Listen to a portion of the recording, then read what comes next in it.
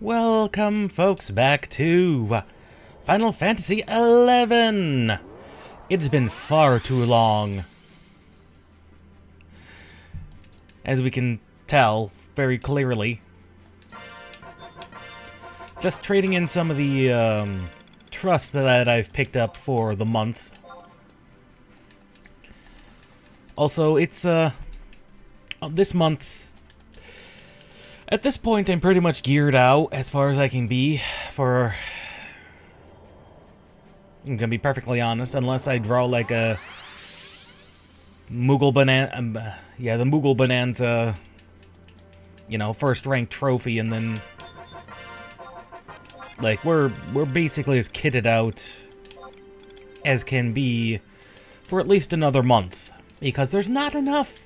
Of course, there isn't enough hero points to go round to where I can successfully, and I mean successfully,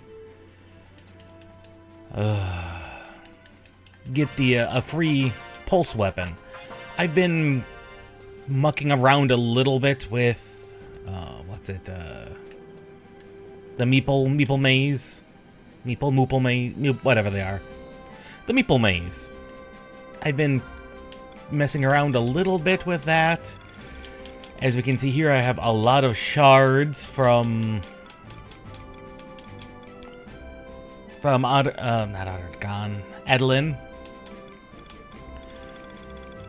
And so I even have some materials here for the final stage of one of the weapons. But gonna continue to be honest, this month's ambuscade is probably a bust. Everything I've read, everything I've seen has suggested to me that ambuscade this month it's SOL. It is not a solo-friendly month, and that is particularly sad.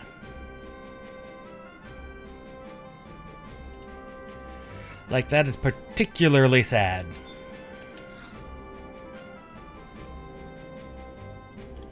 However, having said that, we're here for a particular other reason.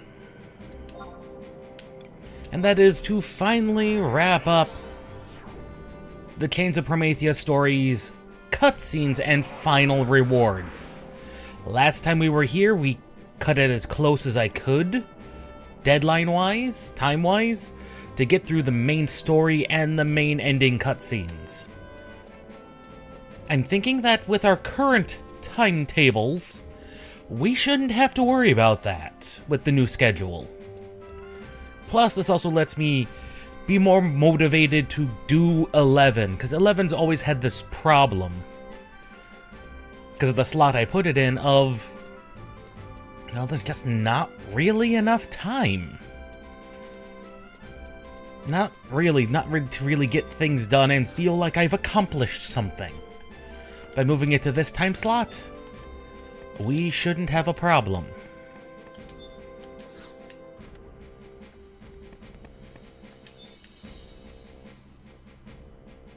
So, let's talk with Hinari.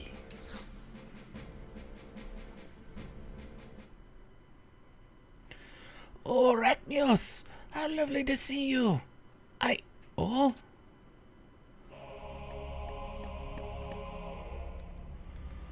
I've found you, adventurer!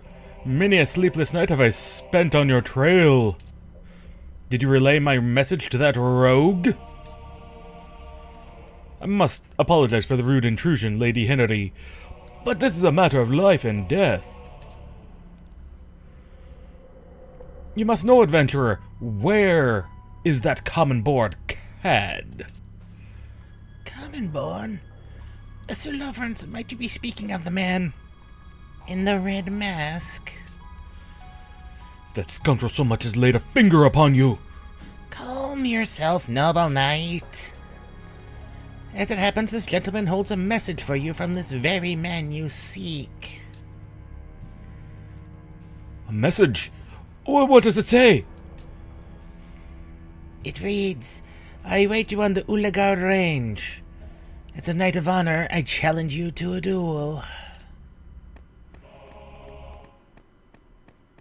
Such a young, hot-headed young man. Might you follow him to Ulagarand and see that he returns safely? Yeah,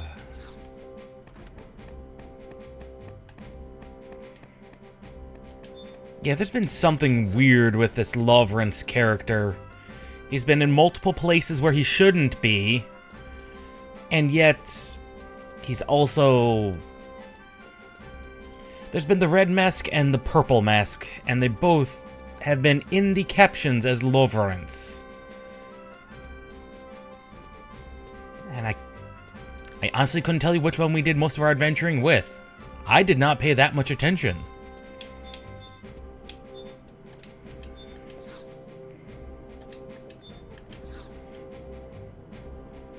Travel to Ulagrand.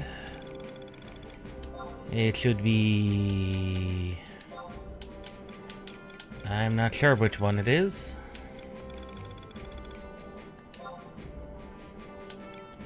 I believe that's a normal area. Yeah, there's Camp Terrigan.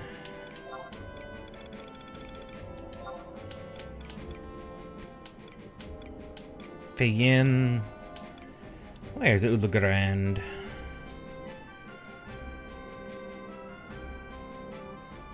Did I ever go to there? No, I don't think we ever went to there. So we need to go to Zarkabard. Zarkabard. And that's via a survival guide warp.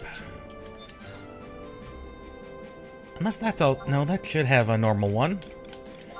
Original Northern Sandoria via the exit.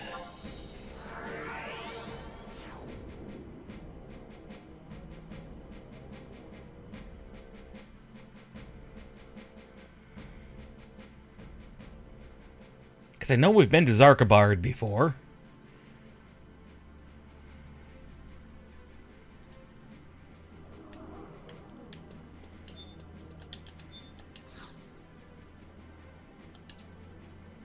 Teleportation assistance. We are looking for...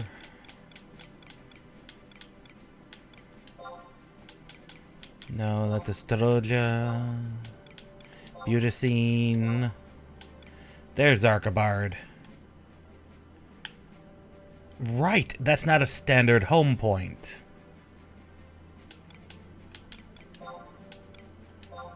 That's Quiffum. So we've had no reason to go there. Well, let's go to Zarkabard. Might as well go to Zarkabard.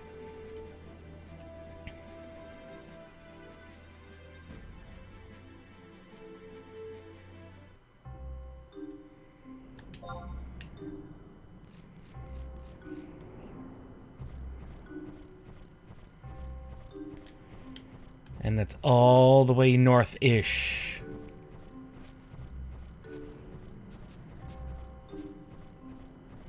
I think.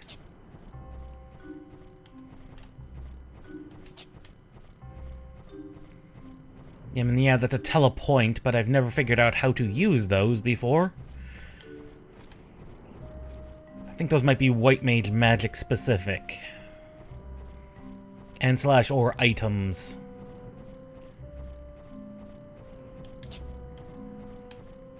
I think we need to go up.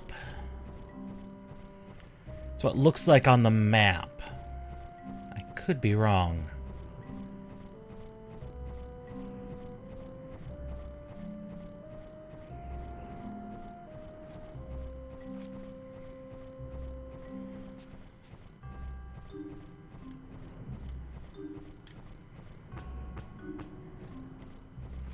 Shadow Lord's castle in the distance looms, as it always does.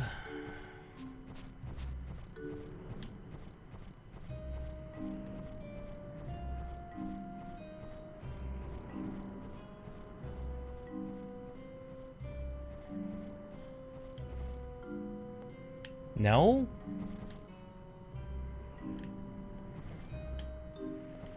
No, not this way. At least not directly.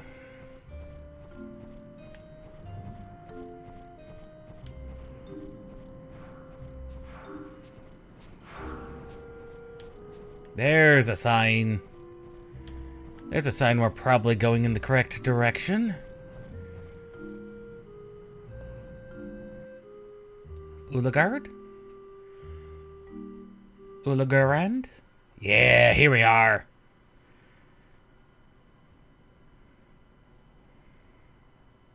It's gonna be hard keeping these two separate.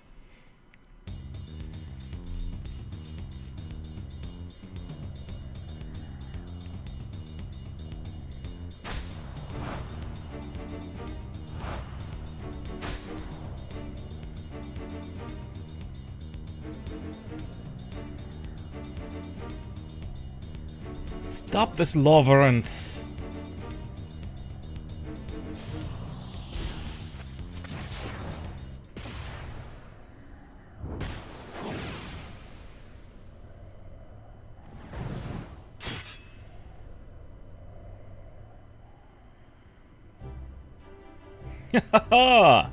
My arduous training has finally paid off. You should spend your next life as a friar, my friend. You have much to do penance for.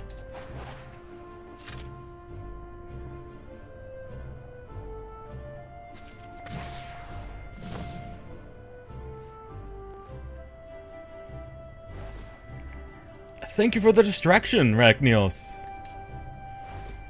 It appears the villain underestimated me. I'm not the man I once was. After my defeat to a dread dragon, I honed my battle skills to a much finer edge. I've pledged myself to defend the peace of this world. A path lies beyond the Shadow Lord and Dark Divinity. The mysterious Keeper of the Apocalypse is my true opponent. Sorry to break it to you, man. We've already taken care of that. But I've said too much. You must leave this ultimate blackguard to me.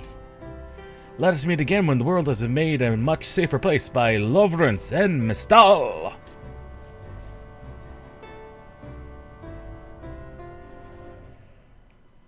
Oh, Lovrance, Lovrance, Lovrance.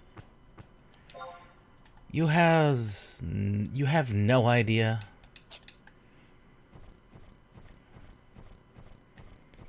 He has, in fact, no idea. We should at least pick up one of the home points while we're here. That way, when I feel like it, I can always just teleport back.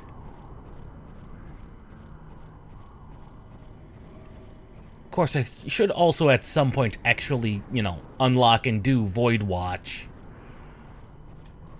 That would probably help. Probably.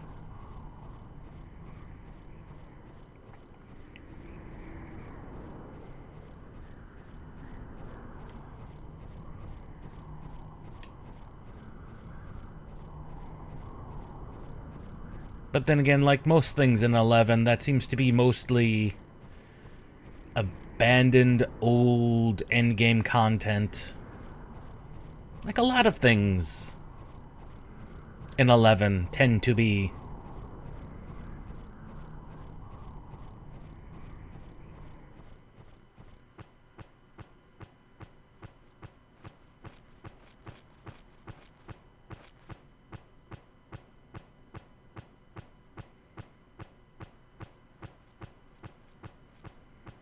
As bots, glacial leaders.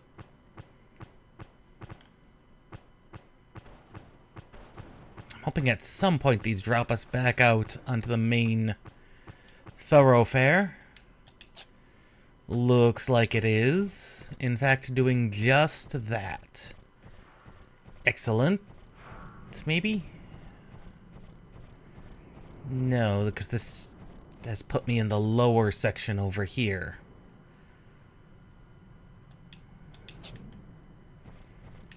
That is not where I want to be.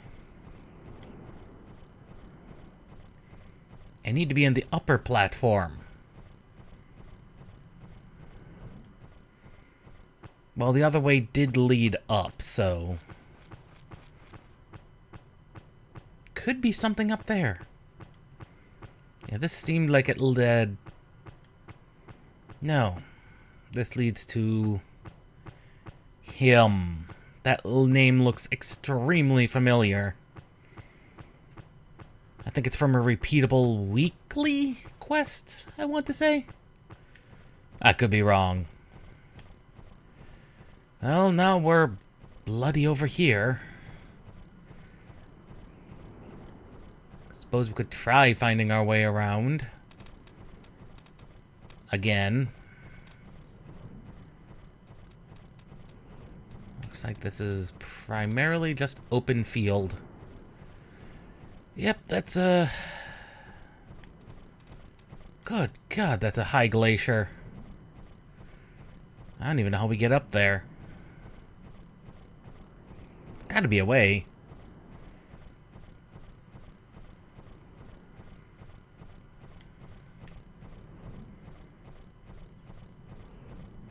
Because one thing I do hate having to do is abandon a fresh area without a way to get back here quickly.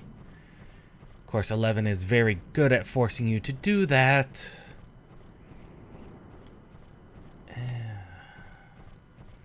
Even with the modern home pointing systems.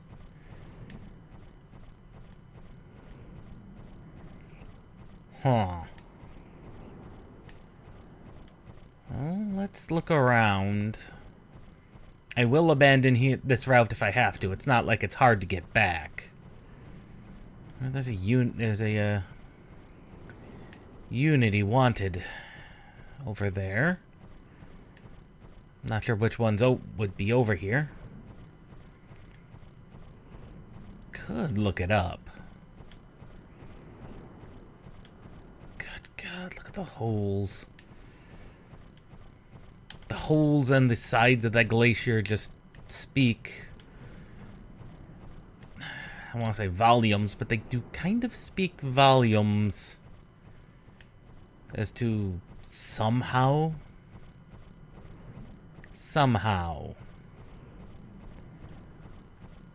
Well, I am at a loss.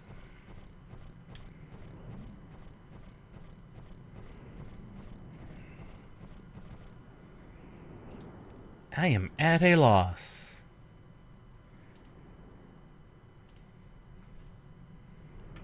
Pull up the map, and that is not, in fact, any help.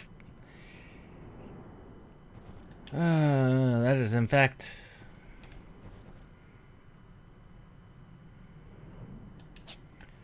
that's, in fact, only slightly more helpful.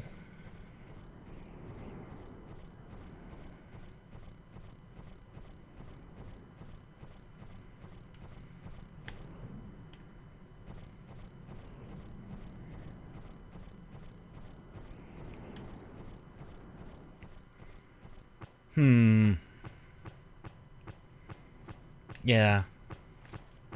That's only slightly more useful.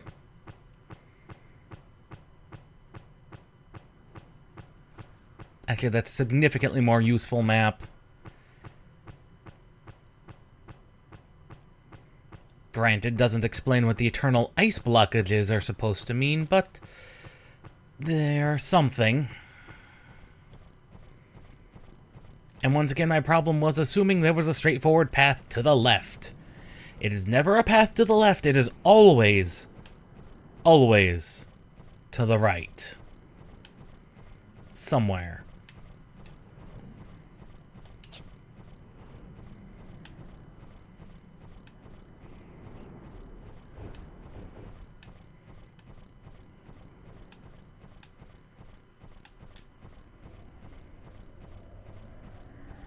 Good God. I'm looking at this map and it has an entire secondary sub-map for a ludicrous thing.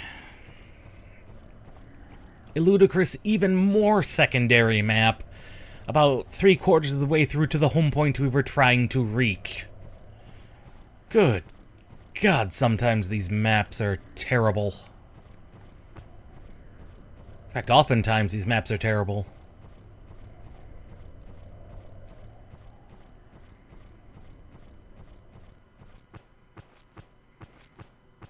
Granted, the corner bit there does kind of imply there could be something over here, but it's not that actually handy. It's not actually that handy of a pointer. But hey.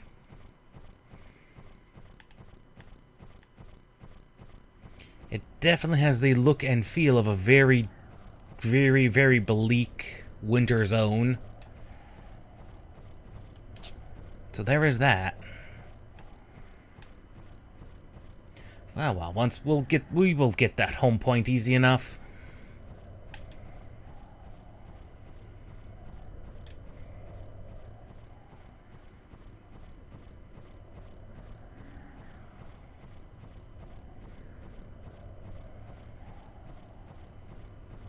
Good Lord.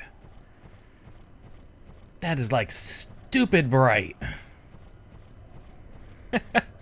Oh God, I did not mean to fall down the hole. I think. I should have looked at the minimap. I walked right into that. Please tell me I needed to fall down to get to the thing. I did. Thank you.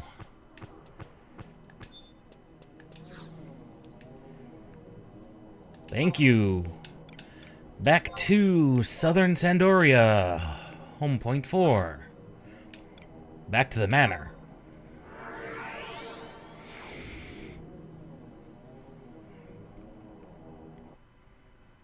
Honestly, I don't even know why you'd go there. None of our quests have taken us to that point.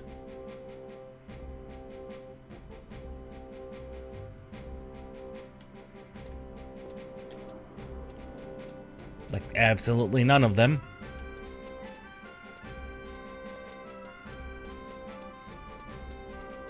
Da-da-dun. Da-na-na-na-na. Honestly, Sandoria's music is probably the... Oh, cutscene trigger. The most hummable of them all.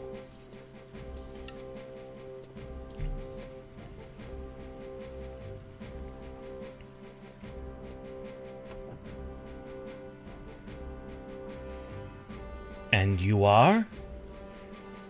I must say, I feared blood will be spilled, and I witnessed the hostile demeanor of the young knight. Praise Altana he returned to us unharmed. Oh my, you say his opponent was not as fortunate. How dreadful. Shall I offer up a prayer for that poor soul? Please.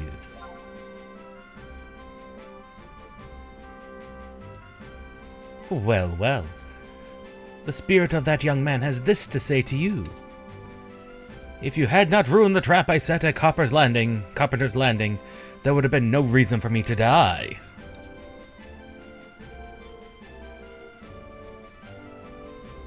Your lack of reaction is most disconcerting. Do you tire of my performance? I suppose it's not surprising, considering the phenomenal events you've witnessed. Then let us toast to our reunion, and the continuing existence of this dreary world.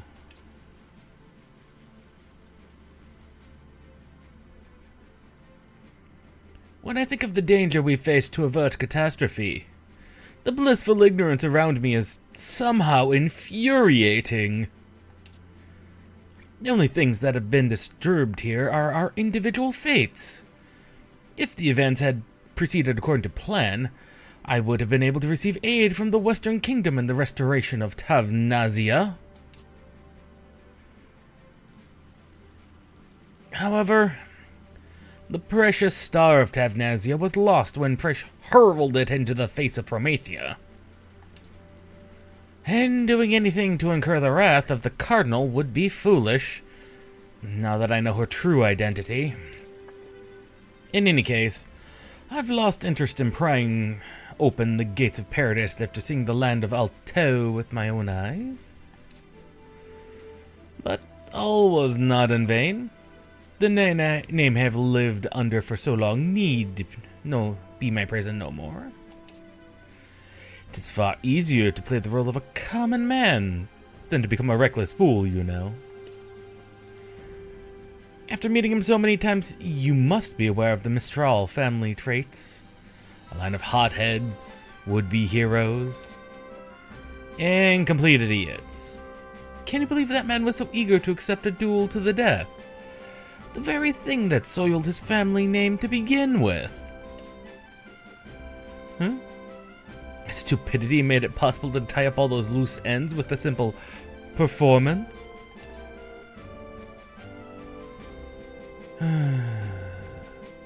You're correct, my friend. Now all that remains is for me to change my name and set out on the road once more. With the power of the Mimeo mirror at my disposal, I can coerce any noble with shady secrets into my service. I will restore the Markensate, create a new order of knights, and resurrect the Remeval name. There's but one thing I have in common with Loverance. The unyielding desire to sear my name into the pages of history. I take my leave of you. Farewell, Arachnios.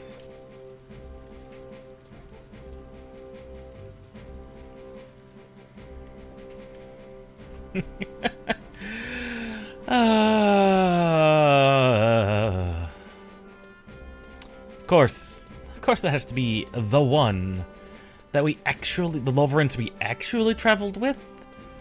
Still not entirely certain about that person, but they very clearly have some objective. Like the Mistrals, they are a family of disgraced knights, so it would seem. Still not entirely certain what's going on with that, but maybe we will learn later. Maybe. Port Windhurst is our next destination.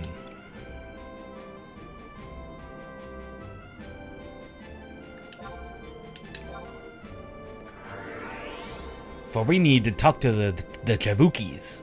All three of those sons of guns. All three of those little idiots. Oh, that's gonna wreck my throat, these three.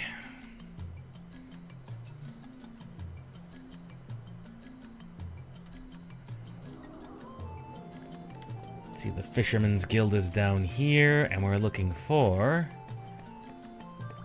Chimpy. Chimpy Pompy.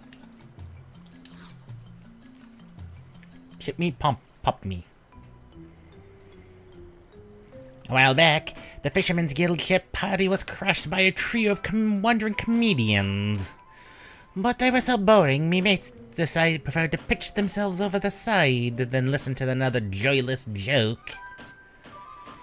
We figured we'd be doing Vanadiel a favor if we marooned those jesters on an island. It's no deserted island, you understand. This was Porgorogo Island in Bickaby Bay. There's a mighty strange character living there who don't take orders from no one. That stubborn Steve Sea Dog would be suffering their puerile puns as we speak.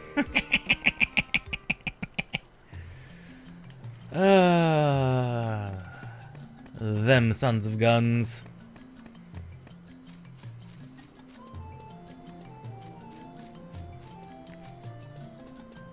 Yes, via the ferry.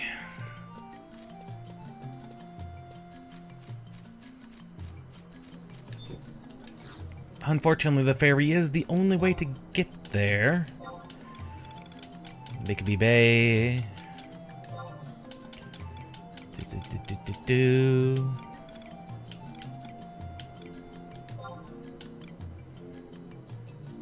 That's not what we're looking for.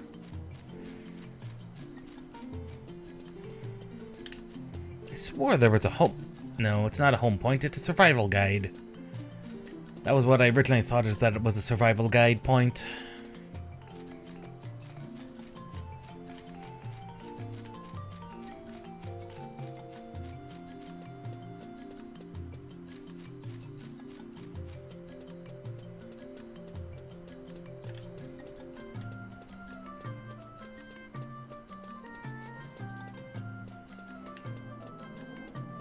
Fortunately, the survival guide is right here. Teleportation assistance. Let's see, it is...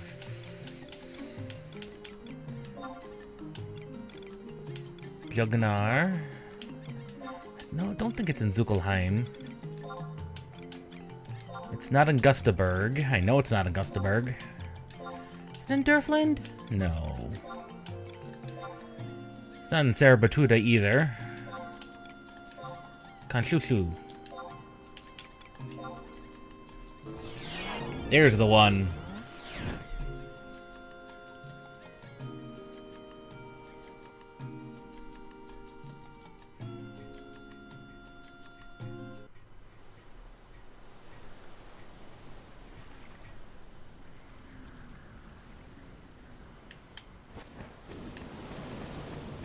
Oh, just in time. Look at that. Just in time.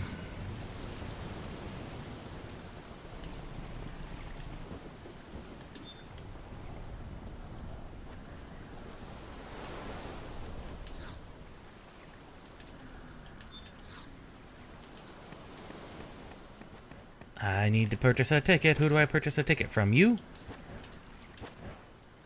Buy a ticket. A singular ticket. And now we get on board. And now we wait, because we gotta take the ferry. Whee.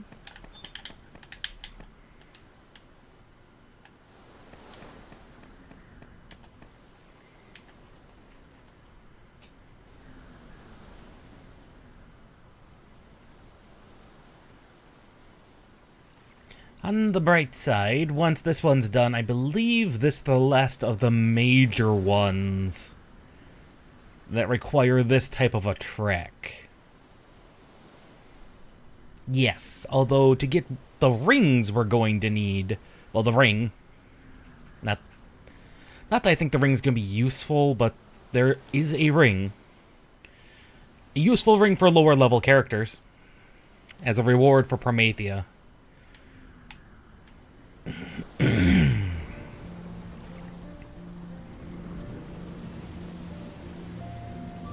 Yeah, because the Shikaris are next, officially on the list. Now granted, these can all be done in any order. Unfortunately, I've already done the Shikaris, so that's going to be via a cutscene I'm going to be playing. A recording. I'll still be voicing it, but that's the case.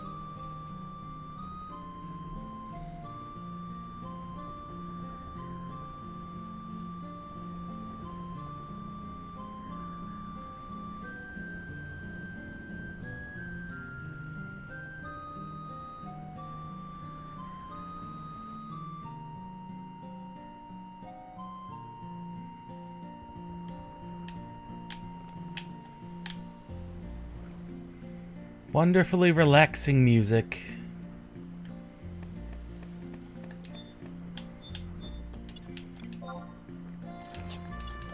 Yeah, might as well kill these things. They're up here on my boat.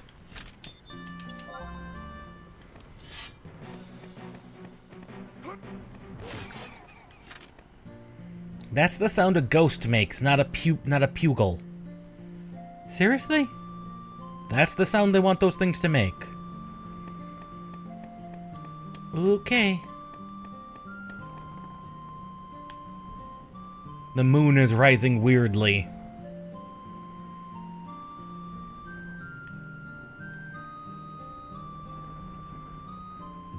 definitely a skybox problem.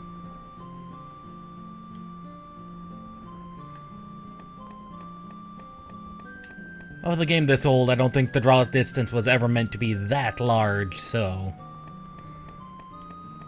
I suppose I can forgive it. It is a PlayStation 2 game, after all.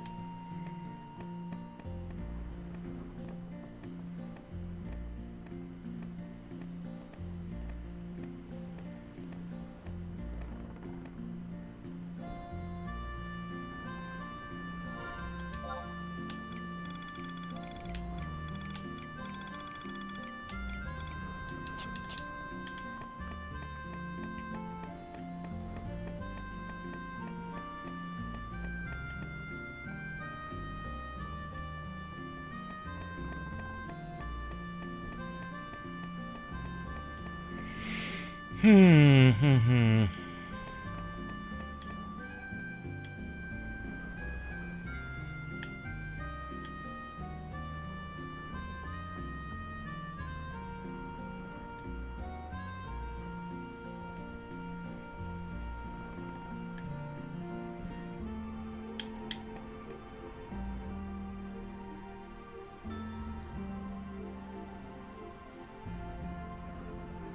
Should be approaching Bigby Bay any moment now. And I should probably take the time to talk about my plans for further Final Fantasy XI content. Since this is the last of the major interconnected stories, basically everything else from here on technically could be considered secondary to a lot of the storylines contained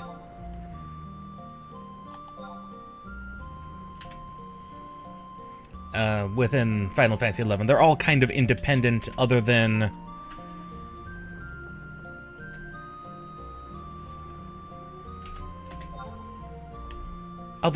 of course, the other than Rhapsodies, which kind of wraps them all together. So we're going to continue in the order of release. So Treasures of Audert Gone. Let's see. I forget the specific order, but they are listed. They're basically listed somewhere.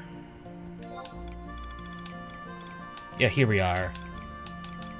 Zilart, Promethea, Audert Gone, Wings of the Goddess, then Adeline. So, the only thing stopping us from completing Rhapsodies is Wings. There's just the one quest in Wings we have to get to, which is fairly early on, honestly.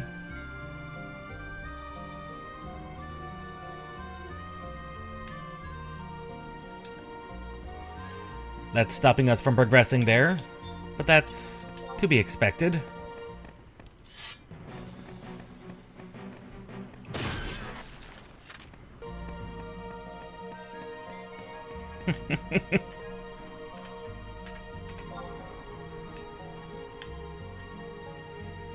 So, we'll be completing them in order. Treasures, then Wings, then on to Seekers, in that order. Hopefully by then I will have all of the coalitions up to maximum. I don't think I'm actually anywhere close. I think I'm contributor on most of them, but not all of them even.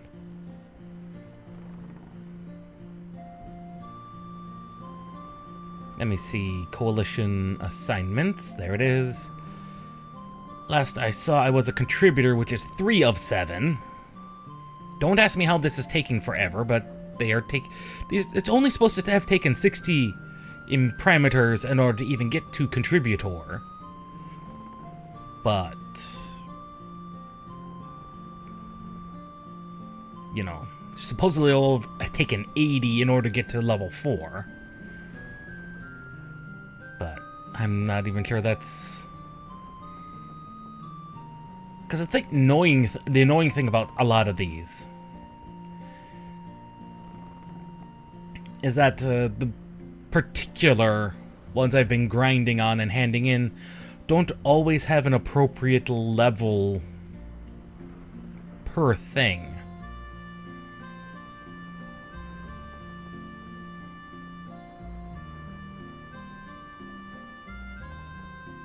So, and it seems like at the higher levels that if you're not turning things in at the same level or slightly below, they just don't count.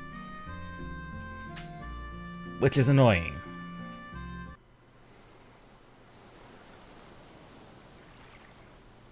We have arrived.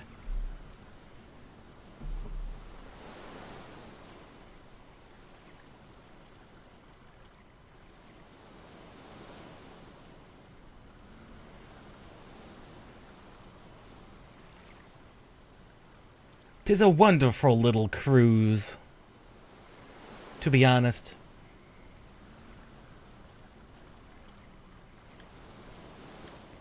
So yeah, despite my misgivings of a lot of 11's endgame, which, at this point, it's not hard to figure out my opinions on it. It's not the greatest, and I definitely have issues with its the amount of grind involved in it, and I've made it abundantly clear that that is reminiscent of the time and the fact that they never went back and refined it into something tolerable, something that might actually be, you know, appealing. And especially there's the problems of the UI problems and just things in general that are just problematic. H11. If I remember right, it is ducking back inside here.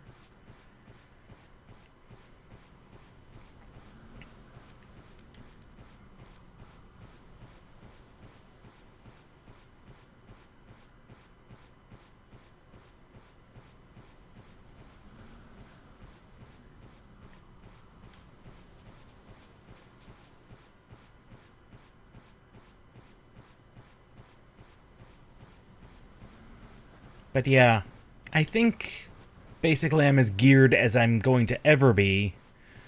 Well, at least for another month or so. Just because of what things are available. I may continue to try and do some pulse weapon grinding, but honestly, there's not even much I can do about that. And that's really what I need, is some pulse weapons. Two of them in particular. One of them is going to be free next month. The other, I guess I'm going to have to find a way to grind it.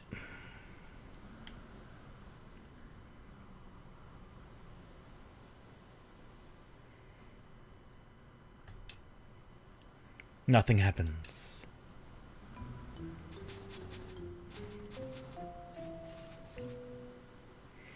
Oh, it's Rachnios. An untested audience.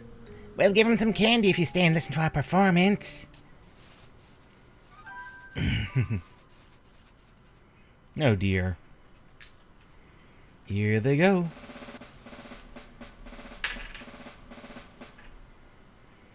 Welcome to the Kabuki Show. Hey, did you hear? We toppled a titanic terror and saved the world. All in a day's work, you might say. Of course, it wasn't easy pretending to be under our enemy's control so you could take him by surprise. Mackie, you were magnificent. You were too, Cookie. I think it's about time I exited stage left. But listen to this. An adventurer called Rachnios thinks that he stole the show. Can you believe that?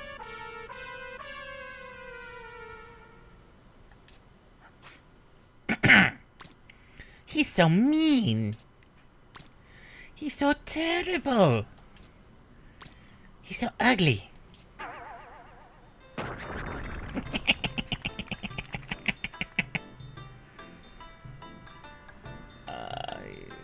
I guess?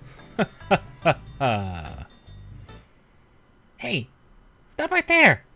Are you laughing at us? It's time we showed you our artistic temperament. Meteor!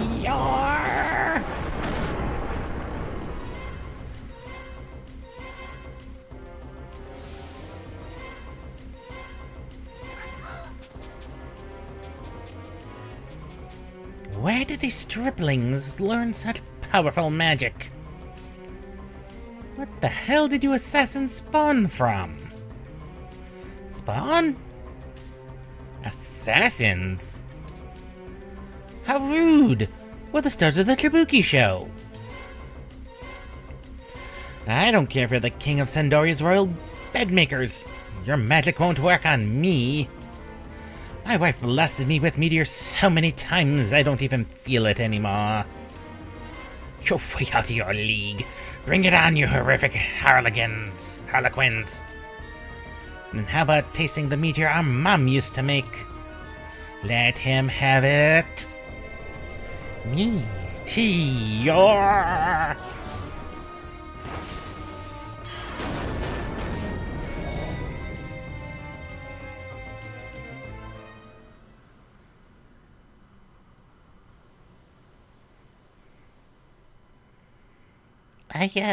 I think we overdid it again. Well, he did ask for it. We sure showed him who's boss. Oh, the Kabuki show.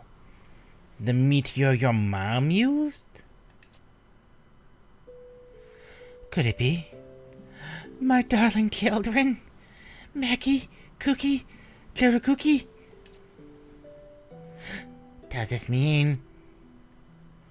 Could it be?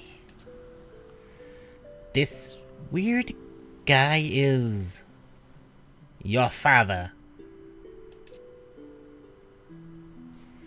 Daddy! Dad! Father? Hey, what about me? There. You must have been so lonely out there on your own. From now on, you'll live here with me. I'll never let you go again. Daddy, Dad, Father. Ah, this is wonderful. But wait, one thing's not quite right. I've always dreamed you would call me Papa. Could you do that for me? Papa. Papa. Papa. Well, they appear to have had their reuniting at final last. Maybe now they'll stay out of everyone's hair, abandoned on this island. You'll have to excuse this outburst of emotion. Even ex-bounty hunters have their soft spots, you know? I mean to live out the rest of my life with my children, happy and safe. From this moment, we'll be staying on the island. As, you know, I'm a target for some pretty nasty characters. They could come after me at any time. When that time comes, I might need your help. But there's something more important that needs to be said. Children, we should show our appreciation to this adventurer for bringing us together. Let me hear you say thank you. Thanks, Mr. Meanie. Thanks, Mr. Terrible. Thanks, Mr. Ugly. What? Kids. Who knows where they pick these things up? Thank you, Arachnios.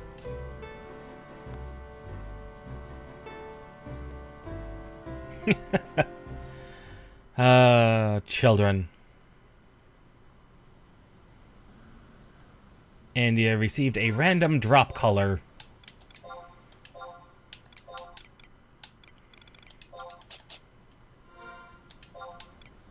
Okay, I do have the speed trousers on. I just needed to make sure of that. Back to the warp ring, and away we go.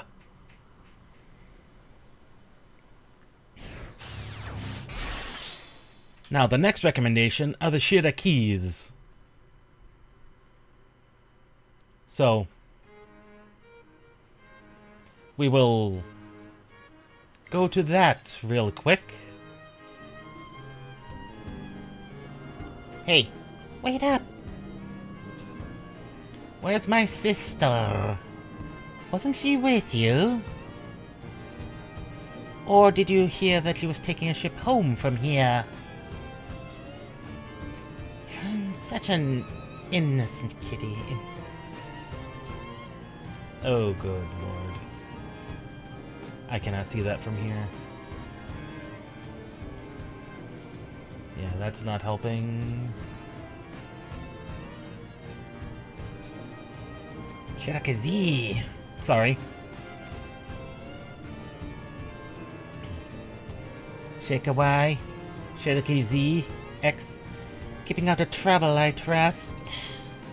And Arachnios, you've got a hunter's instinct to find me here. My sisters have told you that I'm to return to my homeland. I'll probably be taking the ferry to the nearby port, then bounding a ship for Elchmere. It's probably the last time you'll see me. Who'd have thought those words would be so hard to say? Must come as quite a relief to you, though. Like a rabbit that has eluded its pursuer, am I right? Your honesty is refreshing. Let a Pharrell be just as uncomplicated as your feelings. I'll try to keep this brief. After returning to our homeland, I will make a full report to the Queen concerning Promethea, Altana, and the sins of their children.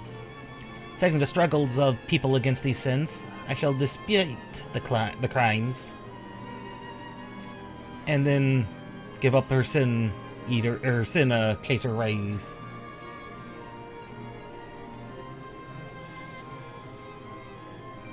While Madarian and Krish interfered with our investigation, preventing greater crimes from being committed, the tracker hunts sin. But whose sake is she hunting them? As I pondered these questions, those words began repeating over and over again in my mind. The very act of hunting sin creates sin. To hunt sin is also a choice. Or was it just... That was what our mother used to. The time of thought is anathema for any Mithran tracker.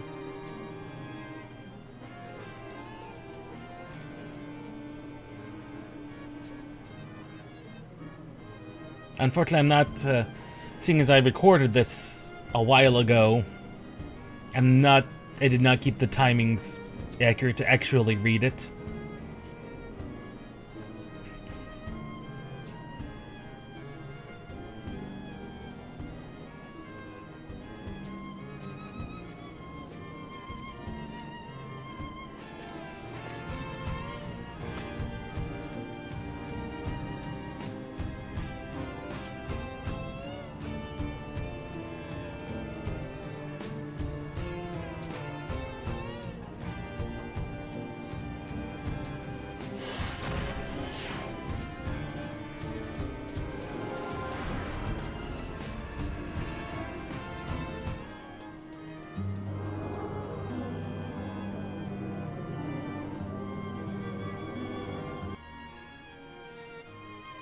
And that was it.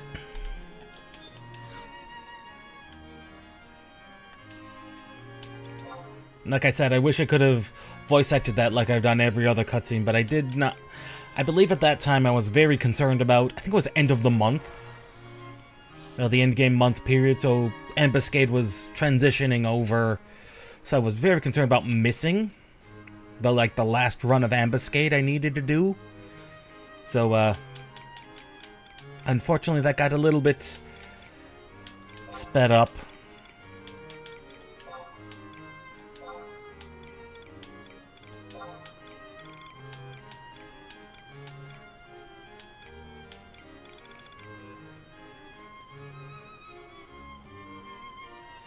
See, we're looking to go to Old Movopolis. Where's that located at?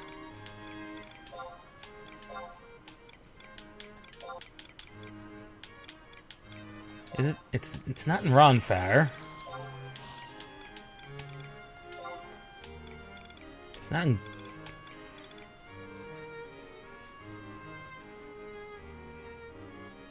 Did I not grab the survival guide from Olton?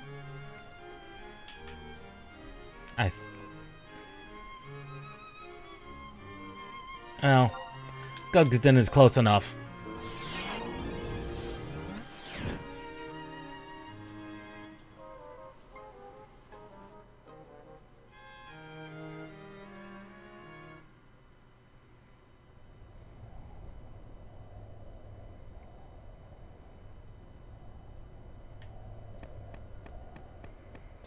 Yeah.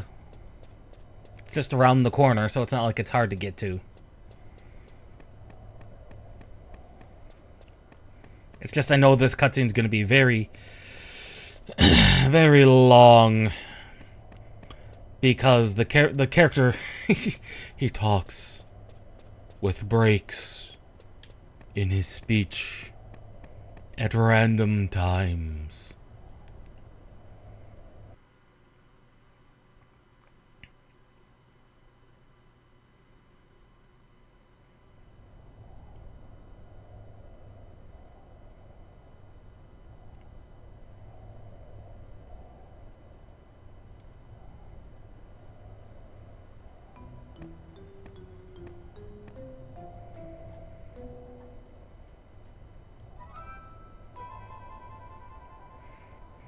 You know? Do you know about Moblins? Do you know Double Double? He's back now. Do you know about Promethea?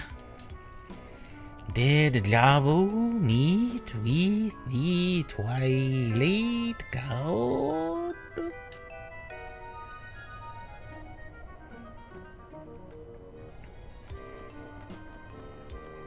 That he did.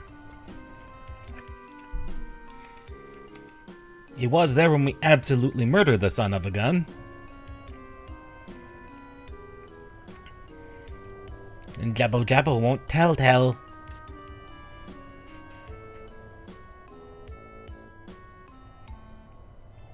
Won't tell us what Promethea said. You have to make him talk.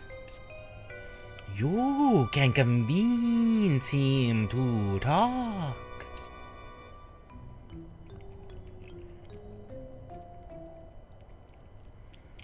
Rachnios, you came to visit me?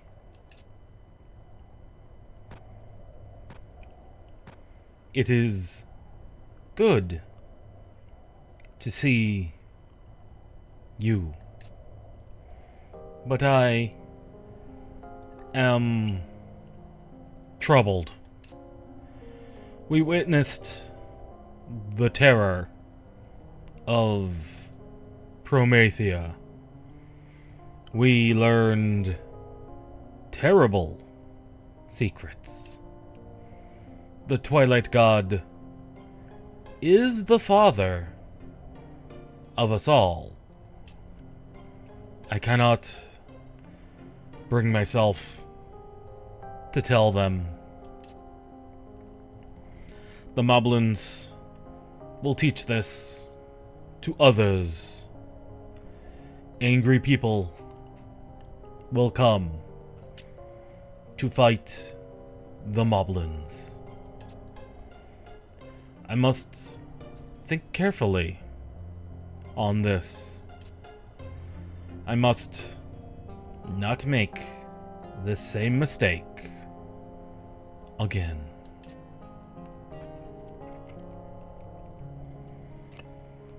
Jabos, you entering the Great Crystal. We know when you go to the place of Promethea. Jacobs, Even this is precious intel about Promethea.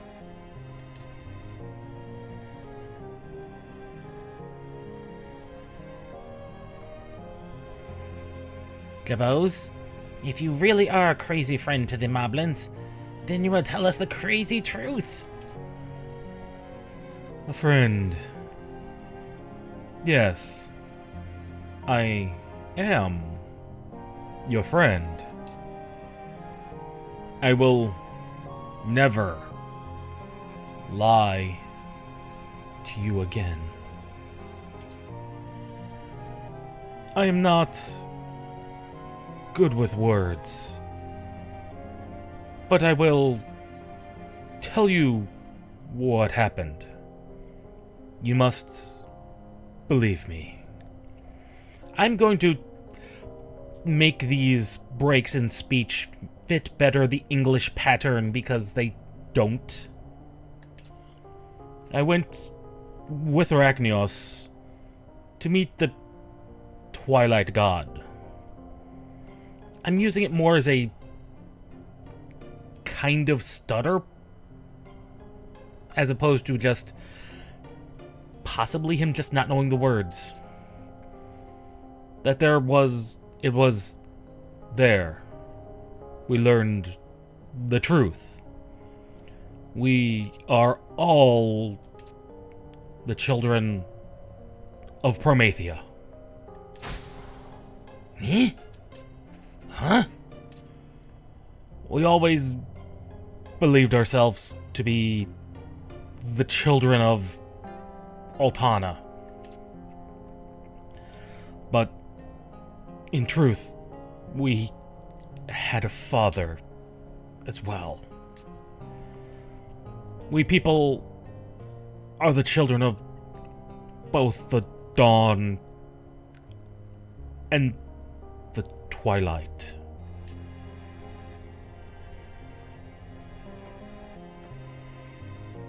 Jabo speaks the truth.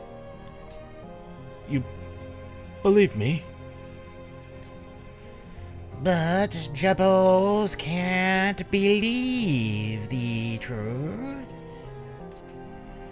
No, I can't believe it.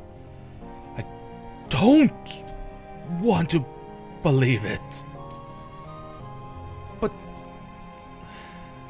this is the price for my past actions. I've learned all the things I don't want to know or believe. Don't worry. Moblins understands. Moblins has both males and females. If Promethea being father, then somewhere there being mother. We suspicious to learn the Dawn Goddess's mother, though. What's surprising to learn the Dawn Goddess was mother, though? Huh? Crazy Jacobos is alone because he's crazy Galka. Must have been crazy happy to find you had a mother. This means the Beastmen and the People must be brothers. Oh! Moblins and peoples ours families. Time to dance! Time to sing!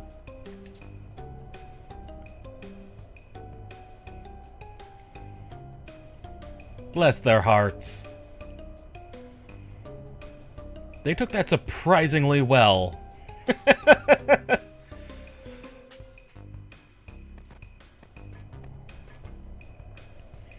What should I do, Arachnios? The Moblins believe they are children of Promethea.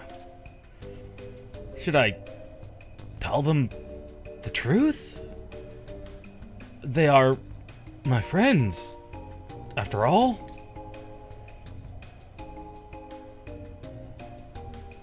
Of course, you should. But I don't know for sure. Are the Moblins the children of Promethea? Or not? But even if the Moblins are children of Altana, they would still be our brothers. I made up my mind. It's time to celebrate with my friends.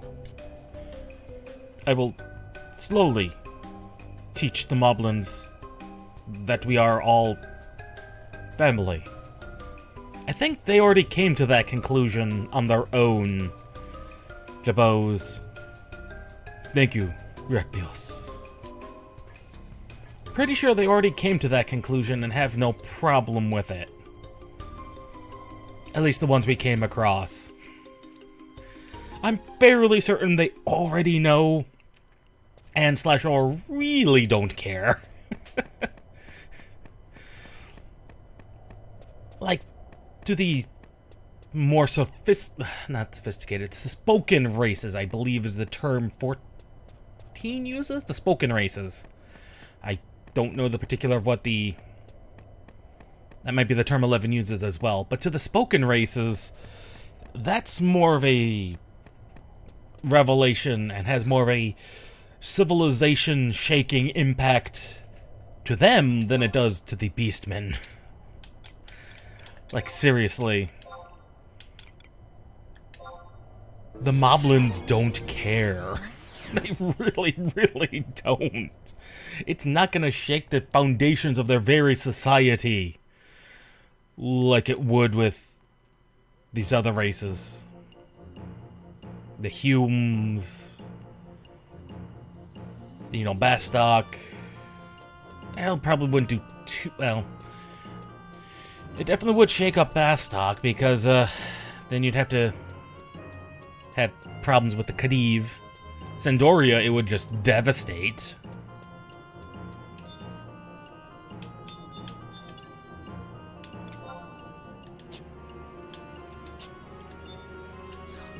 Yeah, it would just devastate poor Sandoria because their entire thing with the orcs is a thing.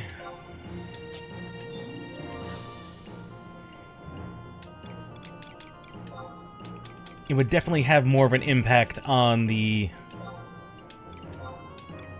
spoken races than it would on, like, most of the beast tribes. And most of the beastmen would not care. The Yagoto, well, they're on good terms for the most part with Windhurst anyway, so there'd be no problem with them. The orcs would be problematic as far as Sandoria is concerned, and honestly, most of the orcs would have a problem with it as well, but they could adapt faster than Sandoria would. Of course, Sandoria also has the problem of the church, which they've proven to be very problematic when it comes to Promethea anyway. And in Bastok, the Khedive, I mean, there would definitely be resistance from within Bastok. But, probably wouldn't be too bad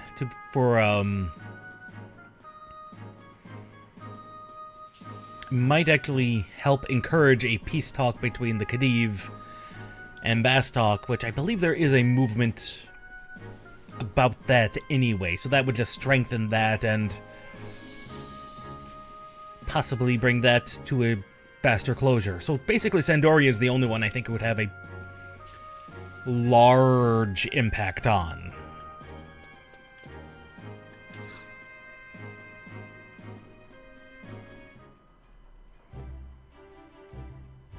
It's about time you showed up, Brachnius. I thought I'd find you resting. thought I'd find you resting at home after what happened. But you can't just stay put, can you? I was almost ready to throw in the apron. The messengers I'd sent after you never got back to me. Anyway, at least your time and you're here in time to see off Tenzin. Everyone else said their goodbyes except you, it seems. Wanna know where he's off to?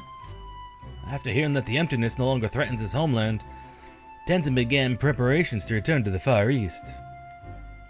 That's a bit premature, Tenzin. The Tenshodo here in Bastok will ferry him to Norg, and those pirates will see him safely across the seas. I'll take you to Tenzin's ship.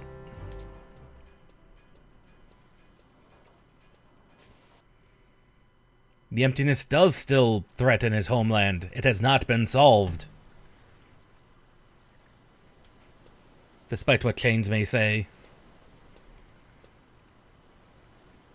So Ragnos, you have come.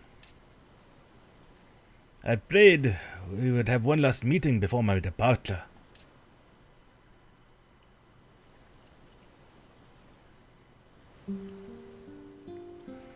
My treacherous actions betrayed the sacrifices you made for me.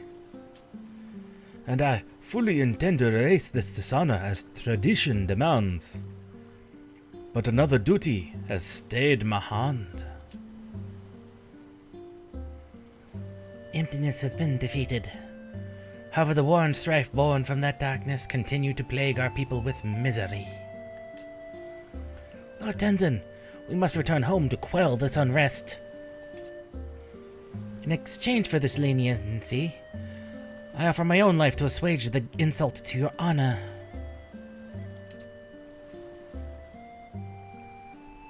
Well, to be honest, we don't generally take revenge like that.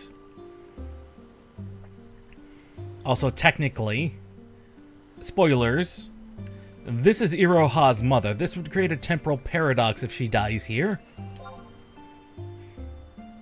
So Ragnos, your kindness will never be forgotten.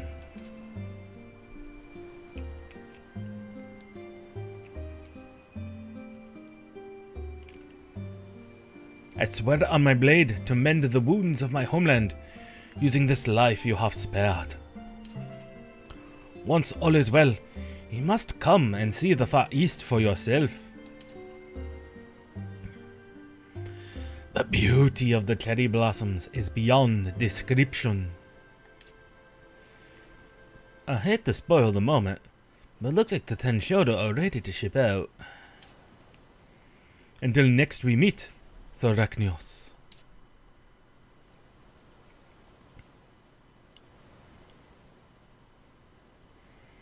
The hope you have shown me will bind our fates for eternity.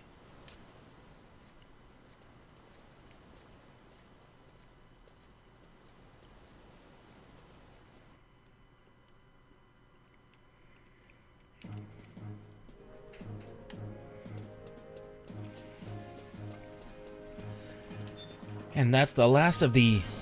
I can't say it's the last of the major cutscenes. We still have 2 more major characters we haven't said goodbye to. And then we have an entire epilogue to start. Which is actually going to be slightly annoying. As, like 2 quests in, there's a point where it's like, and it has to be another game in day. And I'm like, why do you do that again? Back to Relude, Part 1.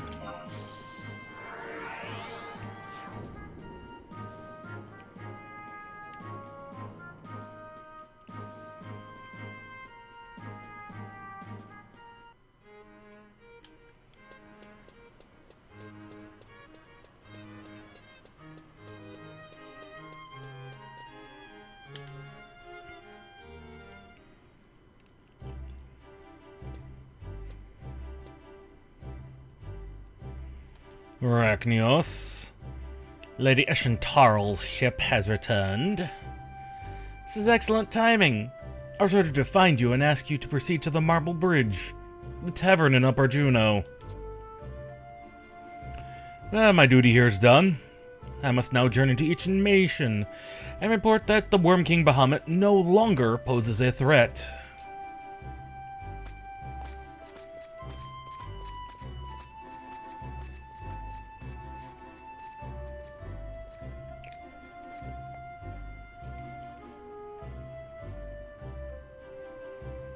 I hear that this development is all thanks to you and your companions. You have the gratitude of all Genoans.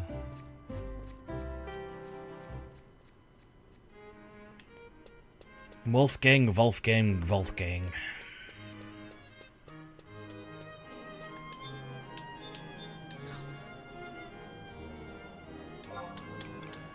It's an original area. That would be Upper Juno.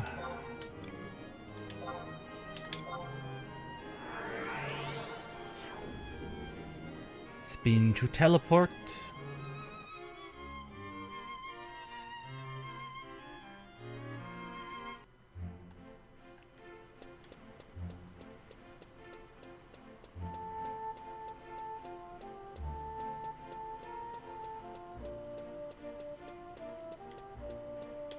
Now, is she going to be technically dressed as Cardinal Muldarian or Eshentarl?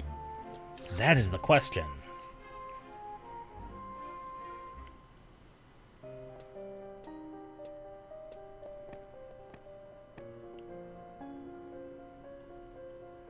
I have awaited your return, Rachnios. You must tell me all that has happened. After clashing with our army several times, the dragons suddenly broke off their attack and disappeared into distant clouds. There were voices raised in the support of hunting the worms to extinction, but for the moment we've returned to resupply and reconsider our position. Now that you're here, I can finally be certain. Am I to assume from your jubilant features that the Keeper of the Apocalypse has been defeated? Well, who can say? Tell me, what momentous events transpired in the celestial capital? We're fairly certain she was defeated, but we're not certain. On Cape Ravine, the images that flowed into me from Celtius, they were of the incomplete paradise, Alto. The people of Alto returned to their deity 10,000 years ago. Returned to Prometheia. Opening the gates of paradise is a metaphor for restoring the shattered Mother Crystal. It's a way to return the world to its original state. The world becomes a paradise, and its people ascend to godhood. The Dawn Maiden Yevon Noel has memories of witnessing the true form of the great goddess Altana. Yevon Noel spoke to me before we parted ways.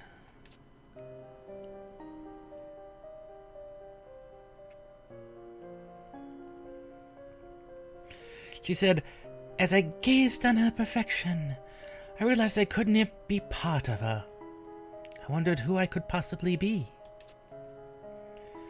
And that was when she began her research into the race of people. After shifting her focus into the inexorable appearance of the Kulu phenomenon, Yevon Noel became aware of the darkness that resided within us all. Her realization led her to betray the king and his son, and adamantly oppose any plan to open the gates of paradise. She discovered our origins as the children of Prometheia.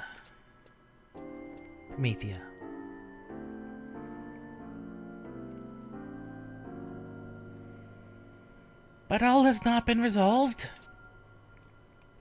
The emptiness still seethes within the Mother Crystals, and the surviving Zilart yet cling desperately to their shadowy plan of returning to paradise. I gave up my life in Davnasia almost 30 years ago to infiltrate the organization as of the newly awakened Zilart. But I've been unable to stem their vast power on my own. However, we now have a common enemy in the emptiness. For a time, the people of this age will require the aid of the ancients. The ancients, too, will need your continuing help. Now that Nagmalada has gone and the worms have ceased their attacks, it's time to remind the Zilart of their true responsibility. The safety of the Mother Crystals, and the battle against the emptiness. I will continue to monitor their actions as I watch over the world that you and your companions have fought so valiantly to protect. It's one thing I'd like to keep in mind, Rachnios. You were able to save the world and her people without sacrificing one or the other. But do not misunderstand. That possibility did not always exist. It was only with the strength and faith of many people that such a path could open before you. I have left with the owner of this tavern 3 rewards that may help you on your adventures. Feel free to choose one. Until our paths cross once more, Rachnios. Thank you. Farewell.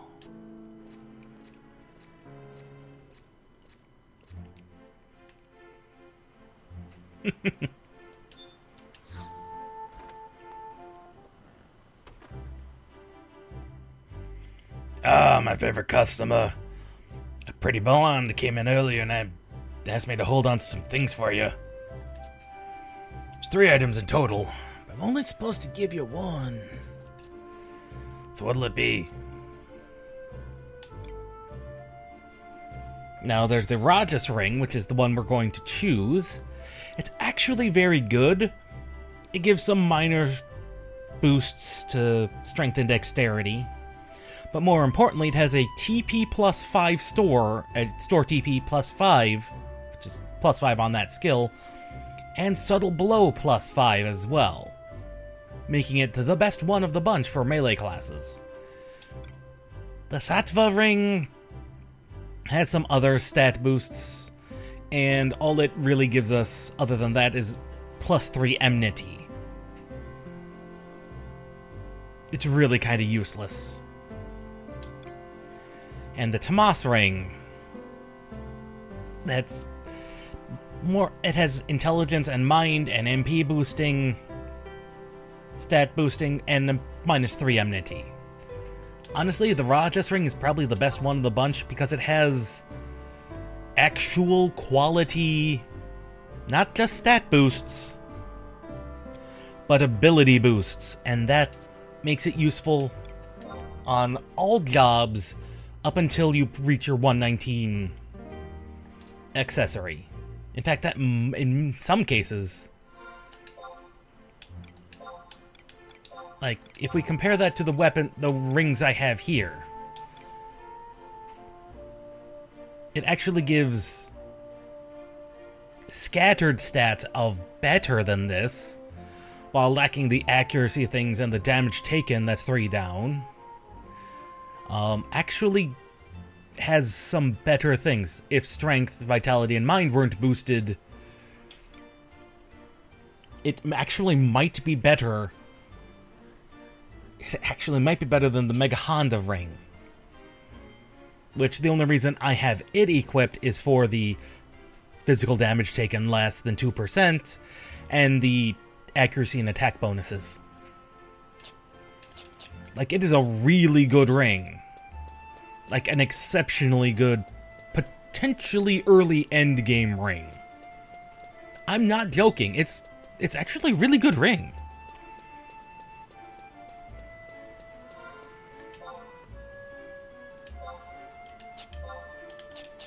Like, it really, really is a good ring, all things considered.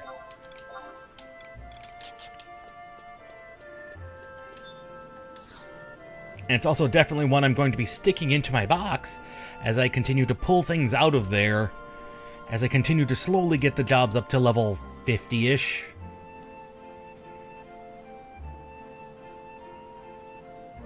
And now,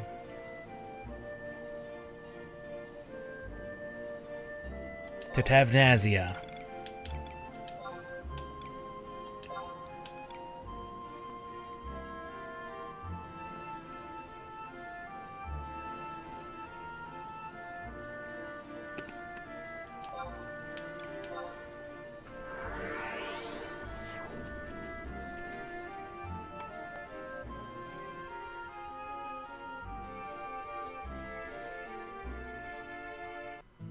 Now we zone in.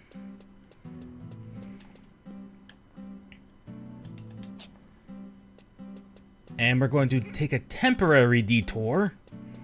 Because technically we don't... This is one of the optional things you can do. Is what we're going to be picking up Olmia as a trust. And, crap. Well... The thing you have to realize is that Olmia is generally considered one of the better trusts to have in the game, flat out. She just is. You'll see her, like if you're watching like Next Games or, you know, Ambuscade runs, they're almost always running Olmia as a trust. Like they'll have Korumaru, Joachim, and Olmia.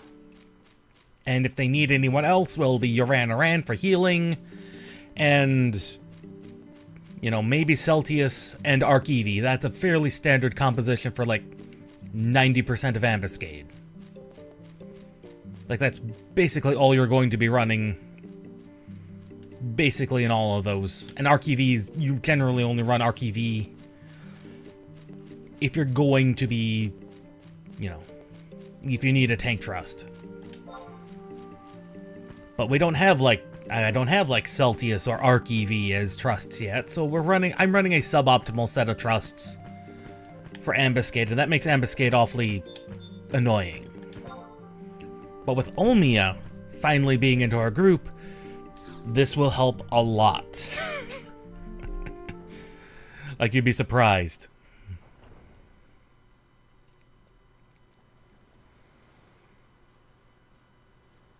Besides, this is probably saying farewell. My eyes deceive me. Is that Rachnios? You're looking quite well. And that is to say, your presence brings me such delight. I'm quite pleased to see...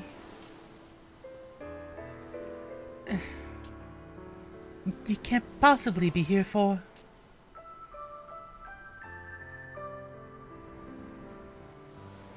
Want your aid and trust. Me?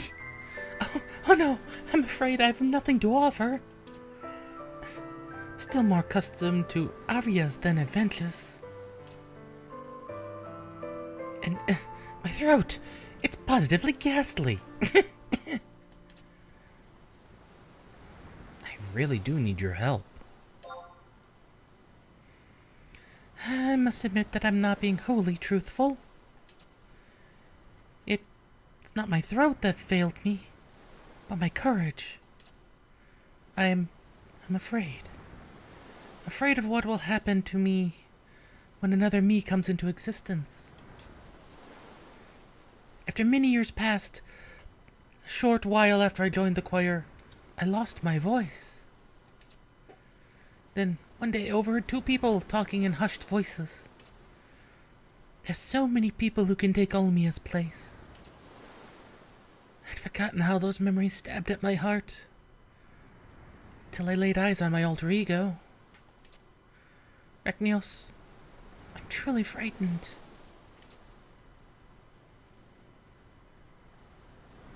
What happened next? Next? Ah, you mean with my voice? I was able to sing once more thanks to Prish. She said, all you need to do is find a boyfriend. She was regaling some poor boy with false tales of my affection before I screamed out for her to stop.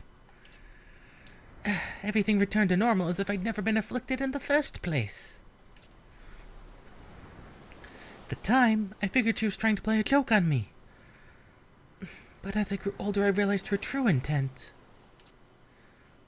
Perhaps there are things many others could become. Perhaps there are others who could become singers. But I like to think that no one could take my place in the hearts of those dear to me. If you feel deep in your heart that no one could take my place, then I will try my best. Your compassion has moved me. I shall attempt the ritual with you. O goddess, I beseech thee to lend thine aid. Make manifest the bonds that unite Rachnios and me.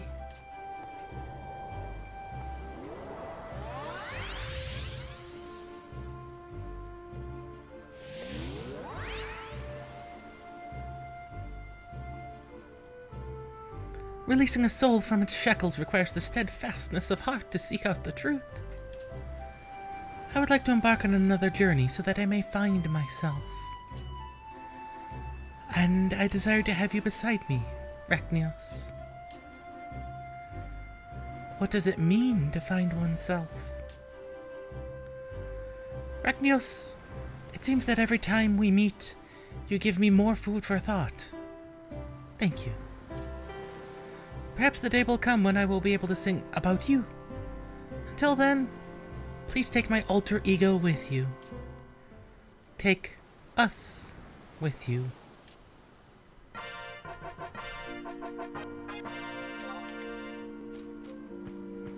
Like I said, as far as trusts go, she's definitely one of the better ones. Granted, I'll need to look up how to unlock the other ones I need theoretically. But actually now's a good time to unlock trusts if you have 11. Because a lot of them are 10 login points. There's some that are 100 login points, but it's a lot of them that are 10 login points. You saw me doing that at the beginning of the stream. I was traded in like 10, 12 of them that I didn't have. So, it's not a bad time if you don't have the trusts to get more trusts.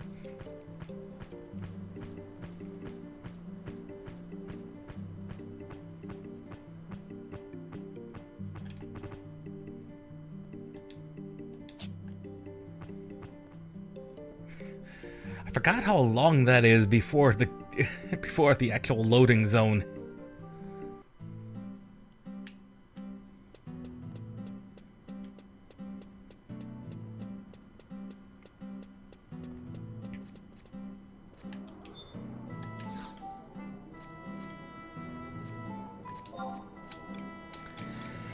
Promethea locations, safe hold, home point 3. Yes, please, let us go.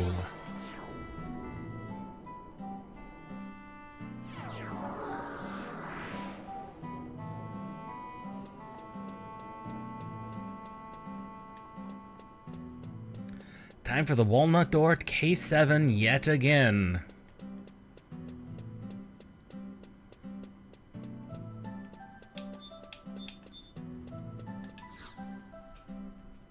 This silly door.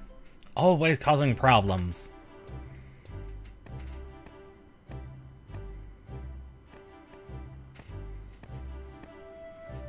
Hey, Rachnios! Have you heard? The worms that were circling above Tevnazia have disappeared. It's all over. The town can find the Van Peace once again. I haven't seen Miss Muldarian for a while, but she did send a messenger. Looks like Gluno's willing to continue supporting the Safehold. Unlike Nagmalata's flimsy promises, with this arrangement, we'll be able to govern ourselves. I've never seen Grampier so excited. He plans to hire adventurers to exterminate all the fiends, and then sow fields in Lufes and Misero. He also intends to restore the shepherd villages in Cape Riverine, although a great deal of that land yet floats high above the sea in an unnatural way. Once the people of Tavnasia have regained their strength and spirit, we'll rebuild the Marquisate and reclaim our lives. No longer will our homes be overrun by monsters. Sure, the dragons are gone, but we've got a lot of work to do. And don't you give me that sympathetic look. You adventurers have plenty of opportunities to pitch in. You must not give in to the lure of battle, Prish. We need you to focus on becoming the leader of the Tavnasian Cathedral. But I'm off to get my workout. Later.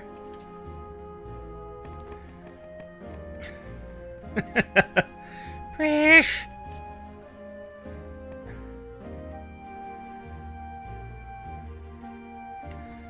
When I dwell on events, it seems like we've done nothing but cause you trouble. And yet you've stood by us through it all. We're truly grateful. And should the opportunity arise, we would greatly appreciate any further assistance you could provide for the Marquisate. However, I understand that as an adventurer, there's still much in the world you wish to experience. If you ever feel the need to rest your wings, we'll always welcome you here in Tavnasia. I hope we may meet again, Rachnios.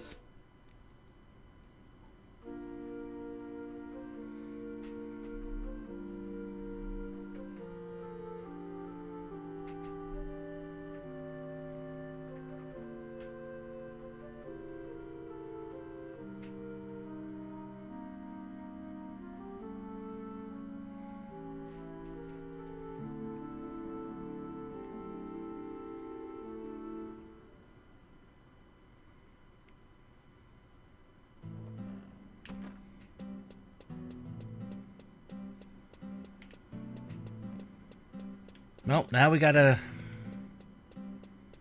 track down Prish, I think.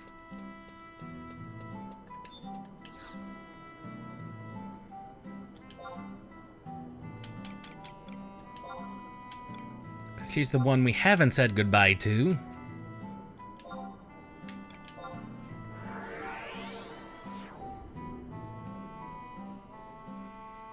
One last cutscene.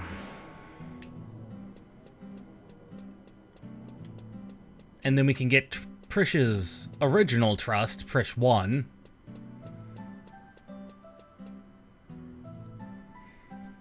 And then we can begin the post Epilogue quests. Let's see, J7, J6. There's J6.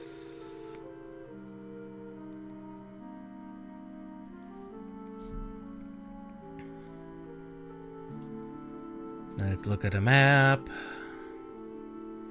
That's exactly where I thought that connects to.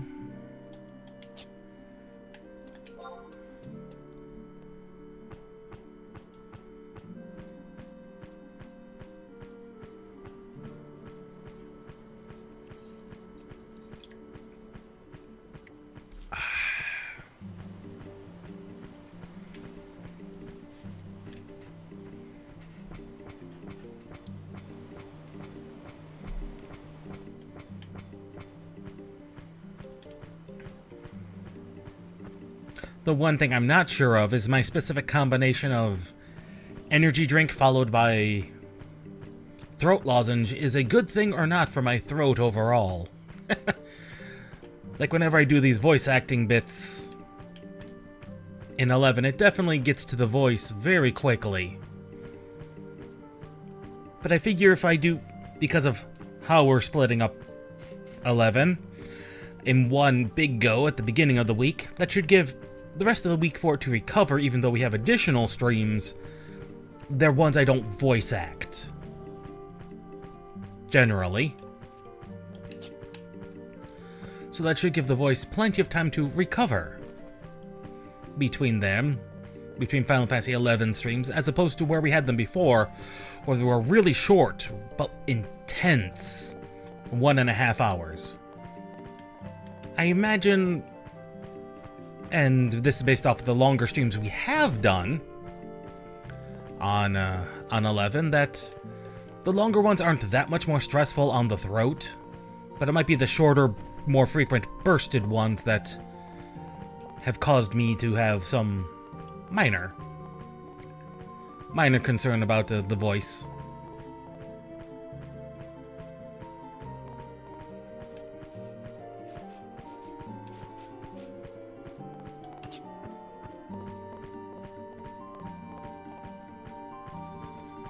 Because I don't think the voice got stressed last time we did a 7-hour stream. It got stressed, but not much more than what I was already feeling on the 1.5 hour more frequent streams. And besides, like I said, we're not pressed for time when we stream at 12:30. Sometimes it's 5 o'clock when we end, sometimes it's 4 o'clock. Sometimes they're really short streams. It's a much more flexible time period, as opposed to the old schedule.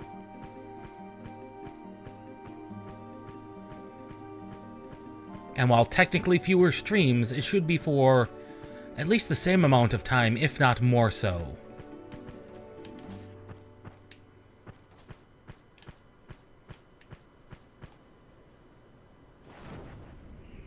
Ah, someone's doing some level grinding because they've got Lion, Kupo, and Moogle out.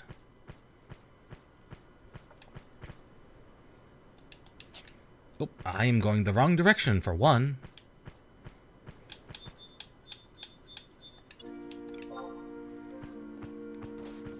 Yeah, someone's definitely doing some level grinding out here. Either that or they're looking for a particular drop from these guys. What are these things?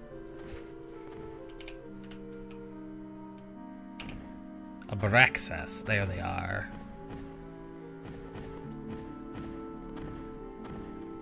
No, they don't drop anything that's important, I don't think. Well, they're 80 to 83, so they might be useful for something.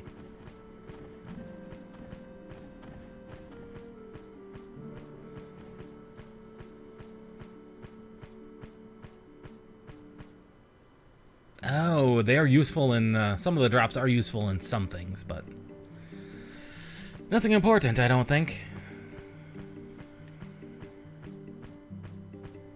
Oh, there's 4 more up here.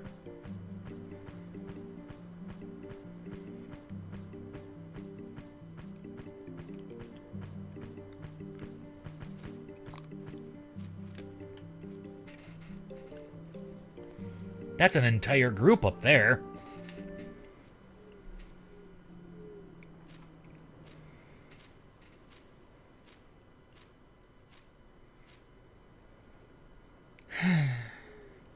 Hey, you found me! Have you been here before, Arachnios? Can see for moms.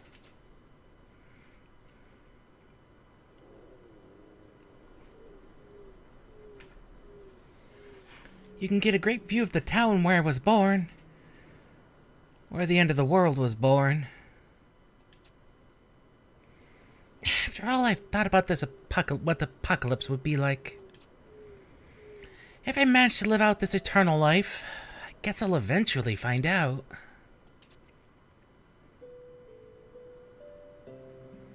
It doesn't matter how. The rebirth of Promethea, the awakening of the sleeping gods, victory of the beastmen. The world will end. And when that happens, even my mortal existence will be snuffed out. When I stood before that gate, Promethea promised to show me the apocalypse. And that was when I realized who most wanted to see the end of it all. Who couldn't wait for the grand finale. And that person was me. That's why I hurled that black magicite into the Twilight God. I somehow hoped that by sending it to the Mother Crystal with the soul of Promethea, the Keeper of the Apocalypse would one day rise again. Miss Meldarian didn't yell at me. She just smiled and said, "Wait until you meet him." What did she mean? Is your hatred of me meant to be my punishment?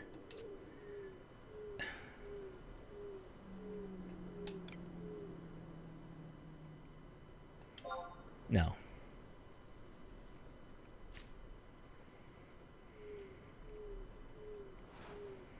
No, really. That must be why it hurt inside. Why now? I've been the target of a lot of abuse over the years, and it's never bothered me. But for some reason, you just standing there quietly is more than I can bear. And it's not like being kicked or punched or stabbed. I can't get a handle on it. It's frightening and unnerving. I feel like I'm gonna be sick. You're just a mortal, right? Then how can you close off your heart off to me? Are you sad? Do I make you sad? Is it too difficult? Am I too difficult to deal with? Don't you want to open your heart to me?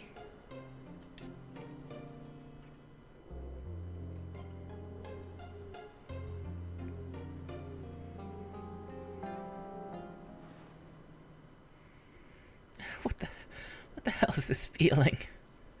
What the hell is going on? You and I feel the same way. That's why I can't read you. We share the same soul.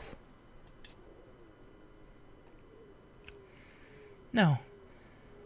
It's not why I can't read you. It's because I've become the same way as you. The same as you.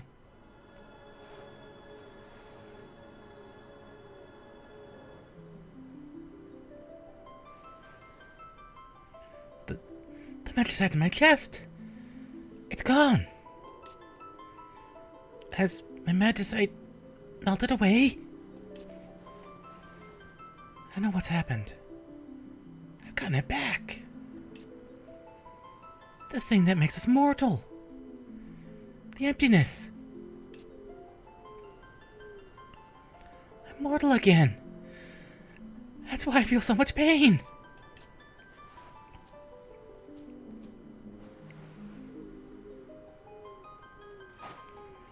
Damn. Being immortal sure is complicated.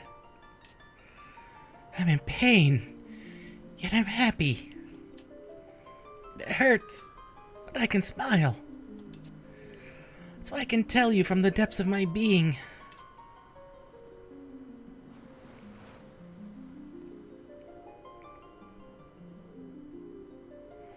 Thank you, Rachnios. I can go on now. Not simply to wait for the end, but to be just like everyone else. And truly live.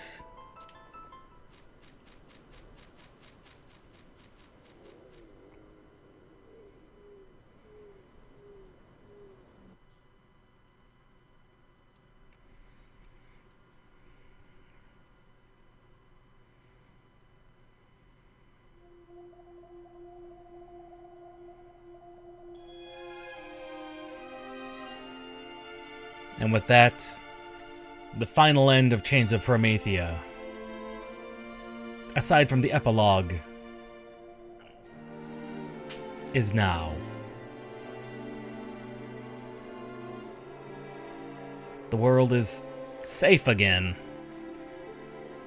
From the Zilart and their schemes. From Bahamut and his proposed destruction. And Prish after 30 years,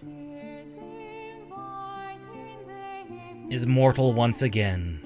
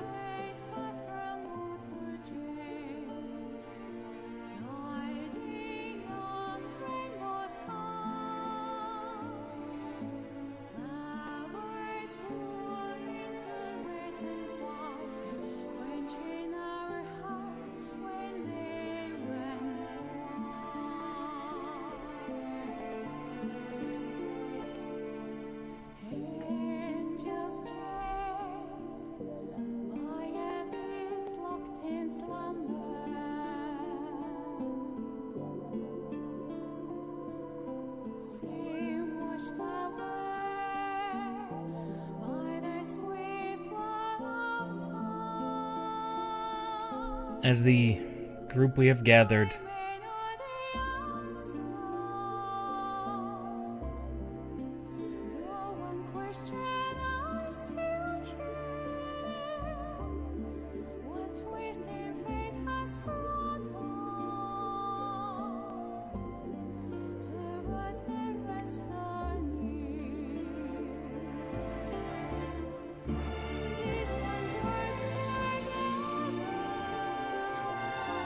as the group we spent so long gathering finally goes their separate ways.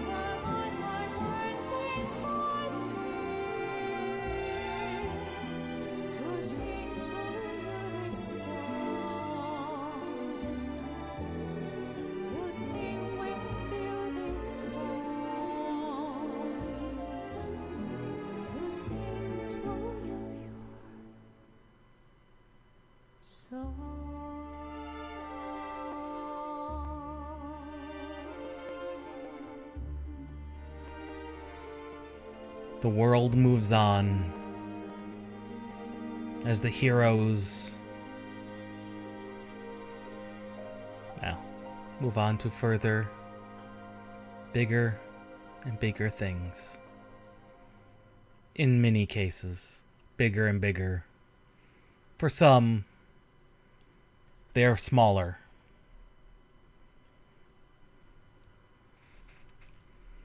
Smaller things.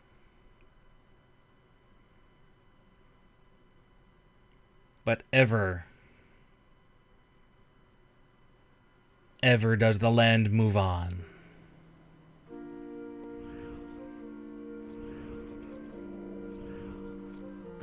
Ever does the land move on. And evermore do potential threats still threaten the universe and the world contained within. Though, as I said before, and is plainly obvious,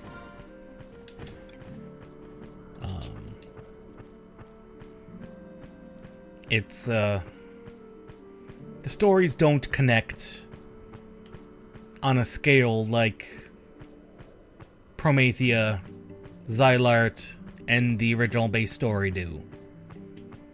They just don't. But there are some loose ends still left untied.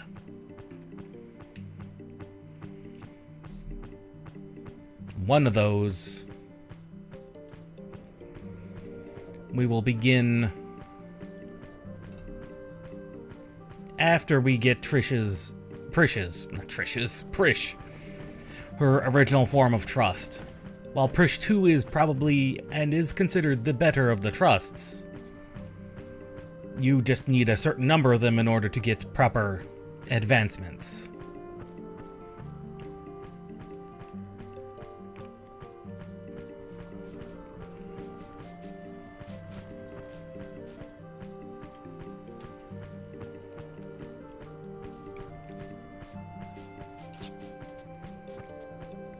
Methinks I've taken a slightly wrong way, but there's 2 ways to get to Tavnazia.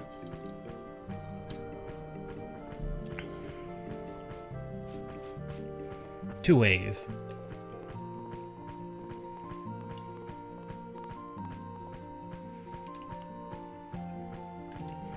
I mean, while Bahamut has relinquished his desire to push further into Vana'diel and destroy it, he is still existent.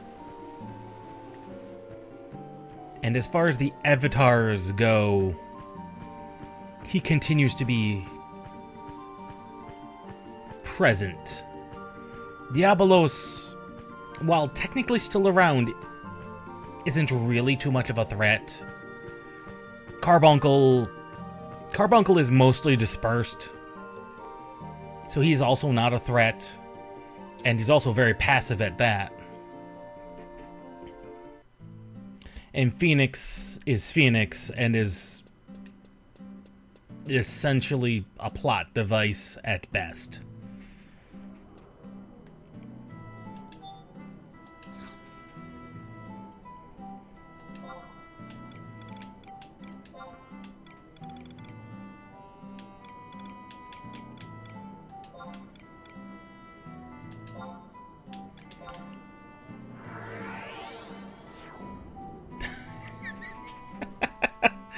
That multi-person couch. That's hilarious.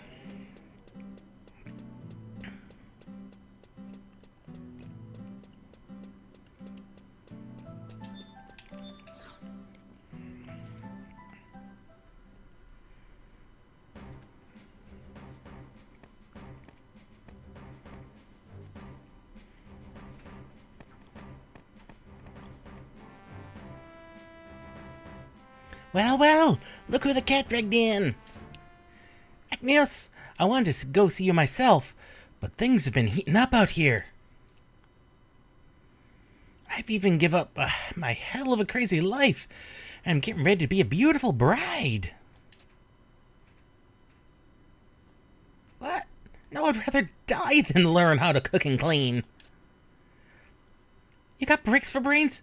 I'm talking about 1,000 needles, nightmare, pestilent, penance, mega flare, all the good stuff. Good bride masters all manner of techniques before she can go on her honeymoon. Right? But enough about me. How have you been treating yourself all this time? You cry a few tears into the skulls you crush thinking of how much fun you could be having with me? She's talking about learning Blue Mage spells. Prisha's talking about subbing Blue Mage. Oh, that's funny. That's funny for a monk / a monk sub white mage. Perfectly in line with her. I mean...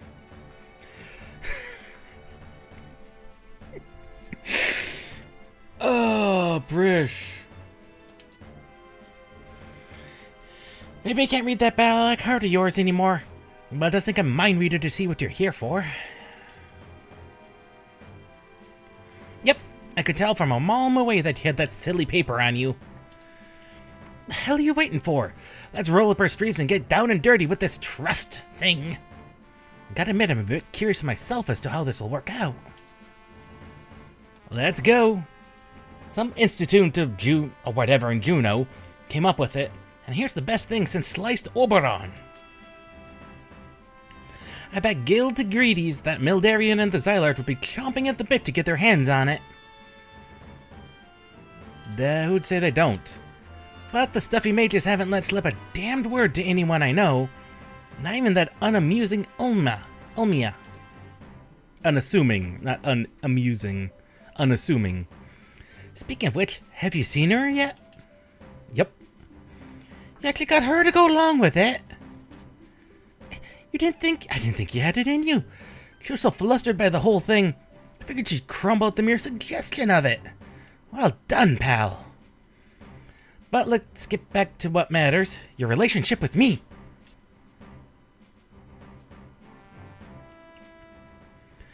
I was only vaguely paying attention to the damn lecture the Institute gave me, but they said something about bonds of friendship and trust being key.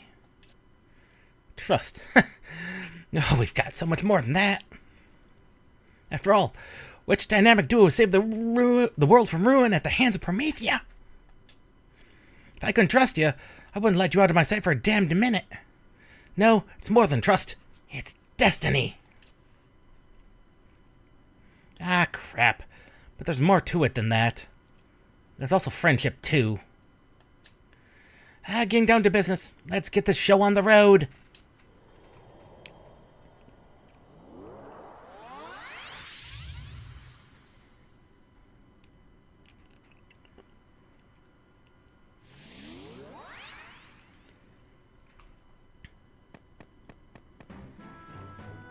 Can't be that hard. A little bit of bim bam boom and off we go.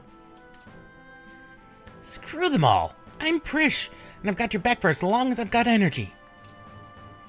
Of course, that'll mean I'll have to double up on our meals. And if I'll be by your side the whole time, I'm gonna need a whole safe hold full of Dommel steaks. Double up? Maybe triple up? No, quadruple up. It'd be nice if I could head out on another adventure with you myself. But I'm sure this one here can handle it. Just keep her safe and fed and she'll kick the snot out of anything that gets in your way.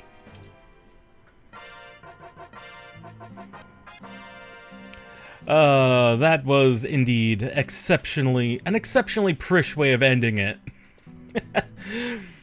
I can see why Prish is considered one of the favored characters, really, in 11. She really is a breath of fresh air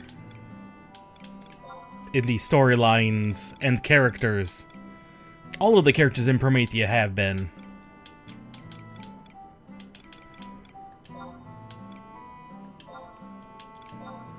But Prish especially.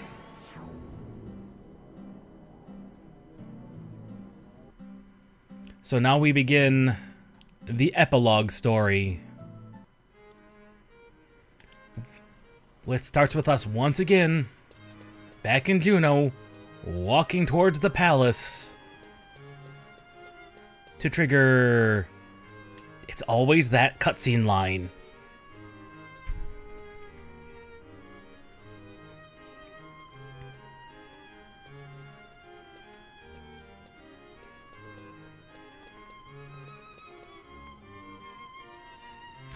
Rachnios, I've been looking for you. Come, we've got confidential matters to discuss.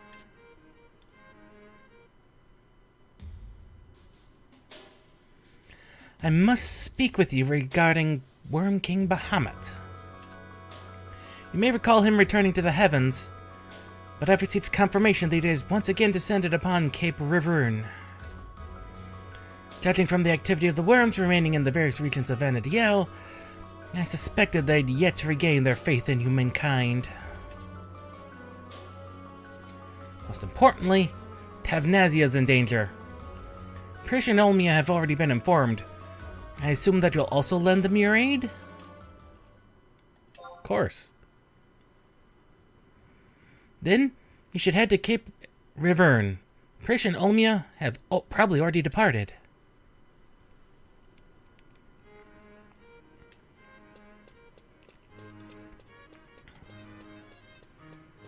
Yeah, Bahamut did always seem like he was one less likely to trust.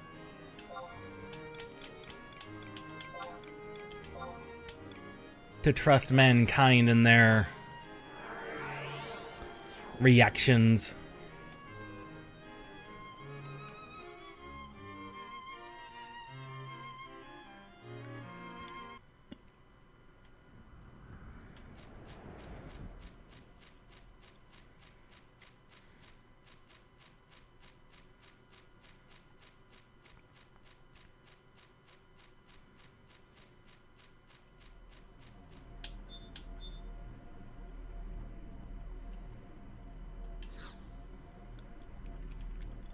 Now, supposedly this is the direction we go, is from here.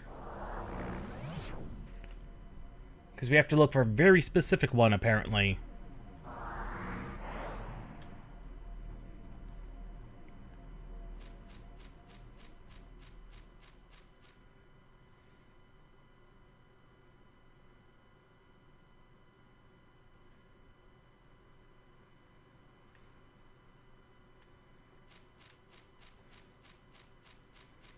I'm relying mostly on the minimap to guide me in the direction. We're looking for green, unstable displacement.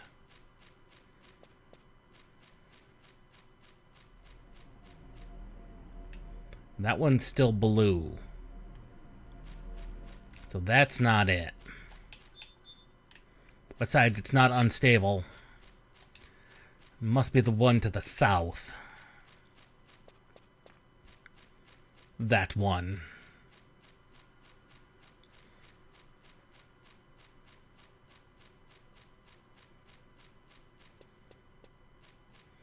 I do wonder what Cape Reverne looked like before it got torn asunder.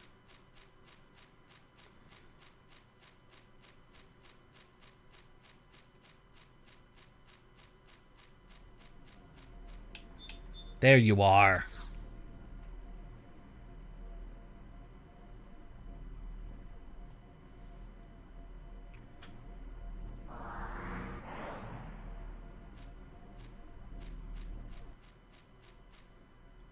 Ah, there you two are.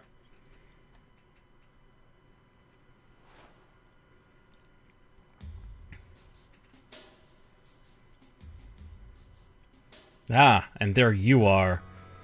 So, it's you. I knew we would meet again, but I must say, this is sooner than I expected.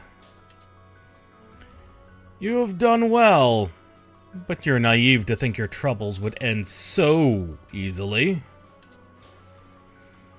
What are you planning?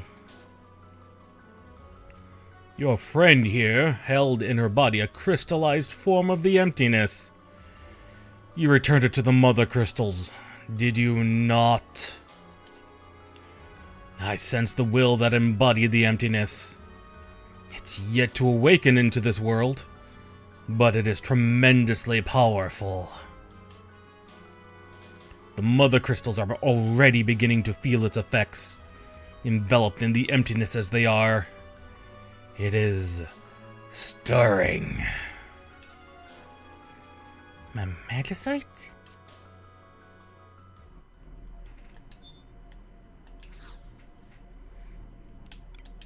It is time to give Bahamut what for.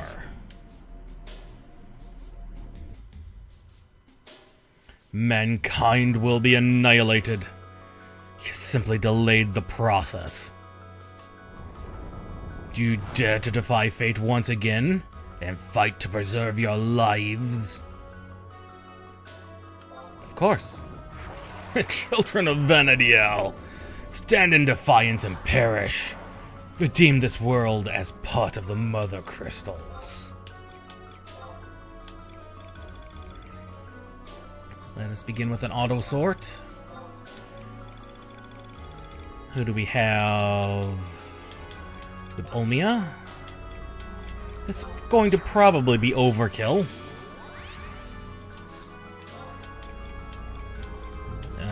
Korumaru. Joachim. Technically we should need a healer, so we'll grab Kupipi. And...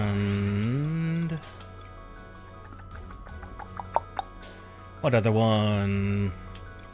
Where's a Prish? We'll grab Prish too.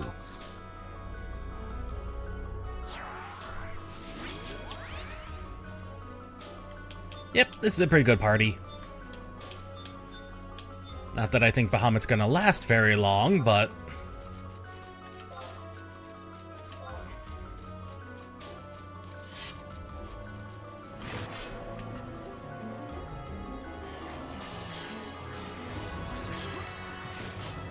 okay, he does have a little bit of health, actually, surprisingly.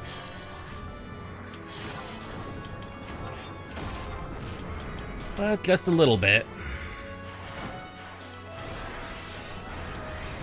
Let's throw down a few of our buffs. Ow, that didn't even tickle. I think that didn't even tickle.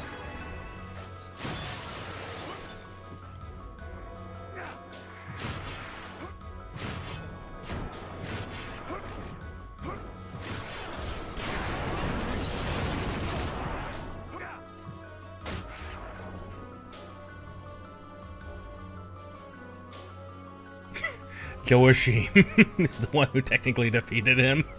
That's funny. Mostly because that character just throws rocks.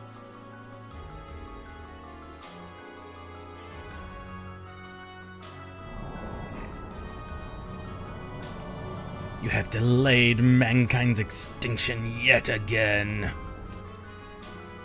An age is merely a flicker to a worm. However, enough flickers united form a star.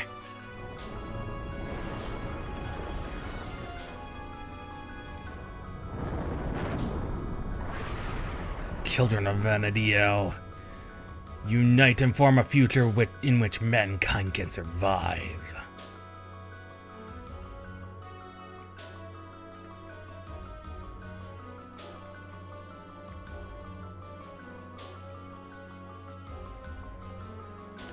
Let's go home for now, Prish.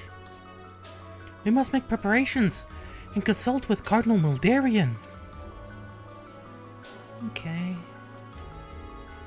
Rachnios, please tell Cardinal Mildarian about this next time you're in Juno.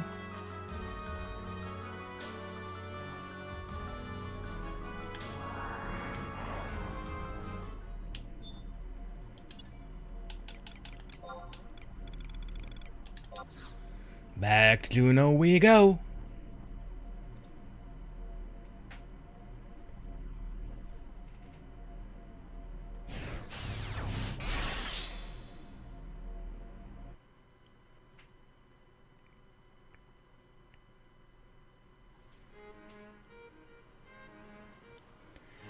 And we've reached the first time where we need a full in-game day to reset.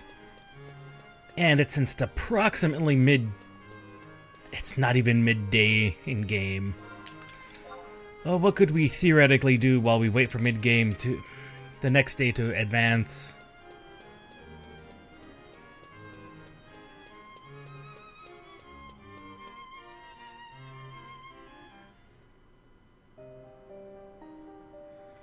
The Star of Tavnazia. The stone released when Promethea was defeated. The children of Vanadiel harbor the emptiness inside their bodies, even if just a small amount. I envisioned it causing problems before too many thousands of years passed. However, I never dreamed that we would face a threat so soon. We've no choice but to stop Bahamut. I have a feeling that he was waiting for you, desiring a confrontation. Bahamut pays respect to the strong, regardless of stature. It's for that reason he's called the Worm King. You must gather an army of adventurers and challenge him yet again.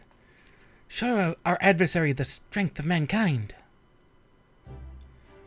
As for me, I'll conduct a thorough investigation of the emanations coming from the mother crystals. Perhaps I'll find something of interest. If you can unlock all the secrets of Vanadiel, we may meet again. I hope with every fabric of my being that time will come. That time will come.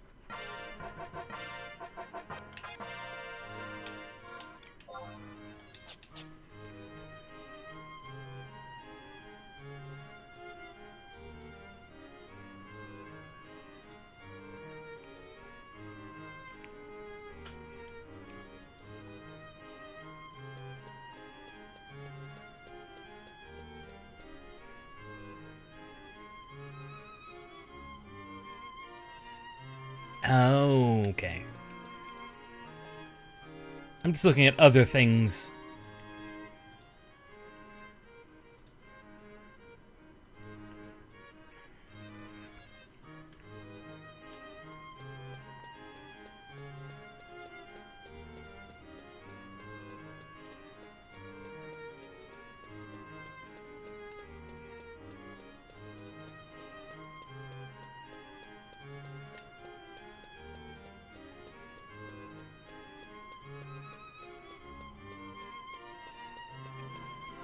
So what can we do for another, like, 12-ish hours in-game? Well, let's look and see what we have currently going on. Got a ton of Abyssia things.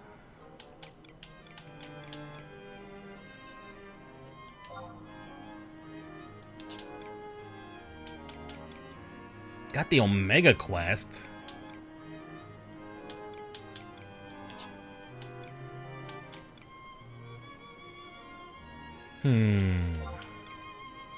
What else do we have?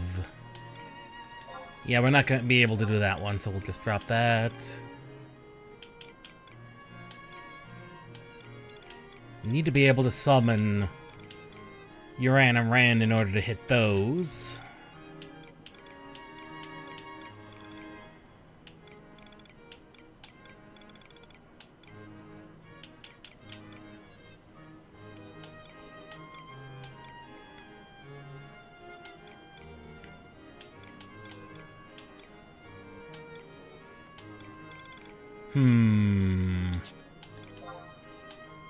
What other content do we have? Well, there's Ambuscade. We're not doing any of that.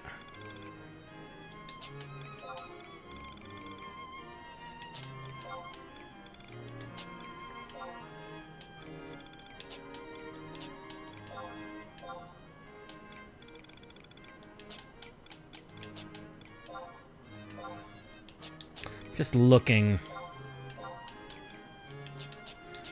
There's none of those. So what could we do? We could do some more. We could start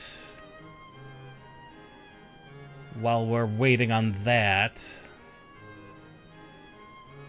Let me look what we have. Could do some more Uttered Khan missions.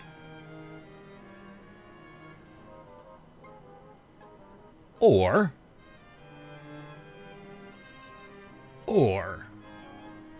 we could start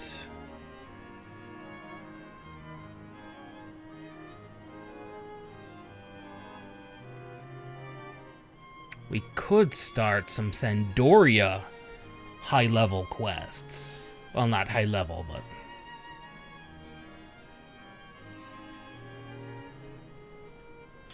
we could begin some Sandoria missions. In which case,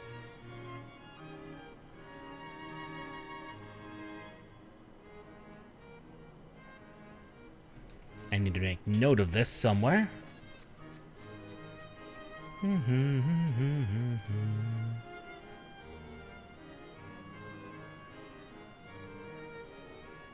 So, dream timings, we are at 2:24.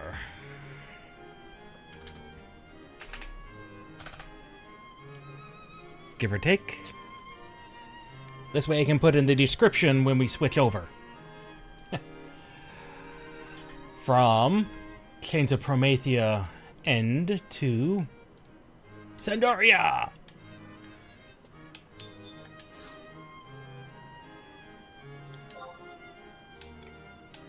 Back to Sandoria,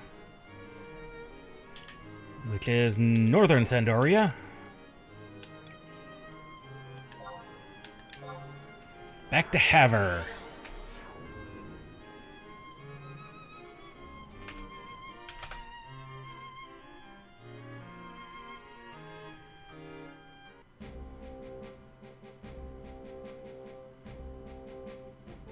Ah, I should actually check to see what my rank is before I do something silly like this. We need to trade in more crystals. Of course we do. And that's the one thing I don't have currently, is a lot of crystals currently on me. And ironically, not having, like, Signet or whatever, you don't get a lot of crystals. Plus, I decided to put all my crystals into the box. Into the Moogle box. It's the Moogle. Just shove all the crystals into the Moogle. We don't question how that works.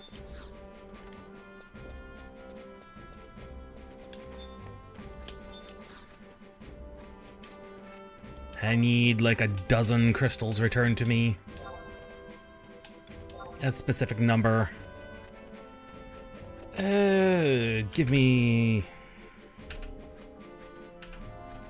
Helps if I am in the right window. Just give me everything. That should be more than enough to get the rank up.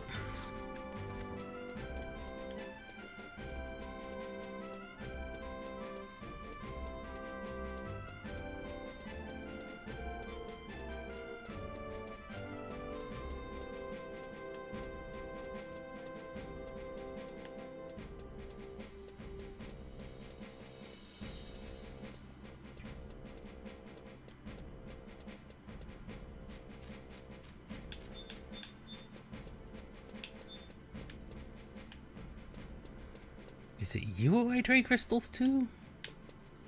Or no, it's you I trade crystals. It has been so long since I've done this, I forgot who I trade crystals to. Before.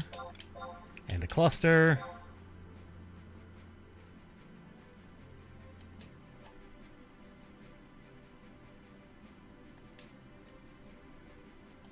Really?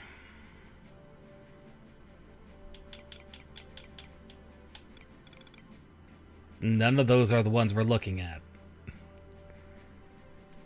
I'm like fairly certain none of those are the ones. Yeah, they are not.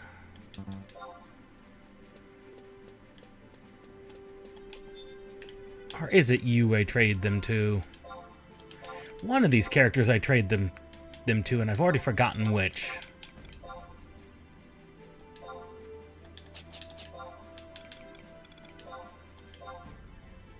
God, that wasn't enough. That was nowhere near enough. Holy cow. Alrighty then. More crystals it is. Oh.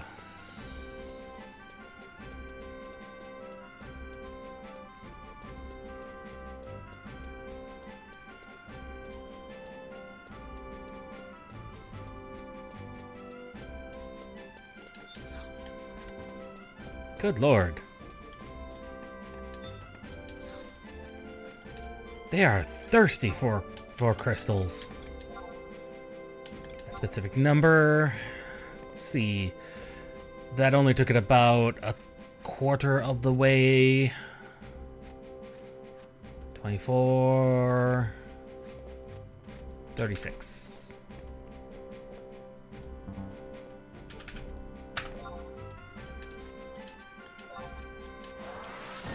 That should do it.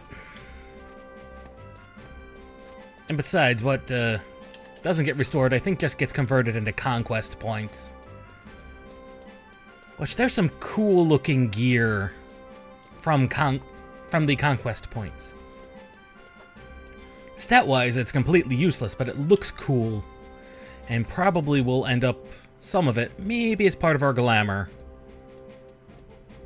Although I think maybe an accessory was looking good to me. I don't remember. It has been a while since I looked at what gear they have. Here. 4 clusters.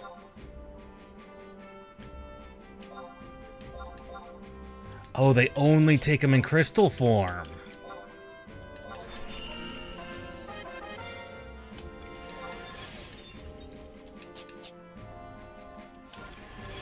That's a quirk of programming.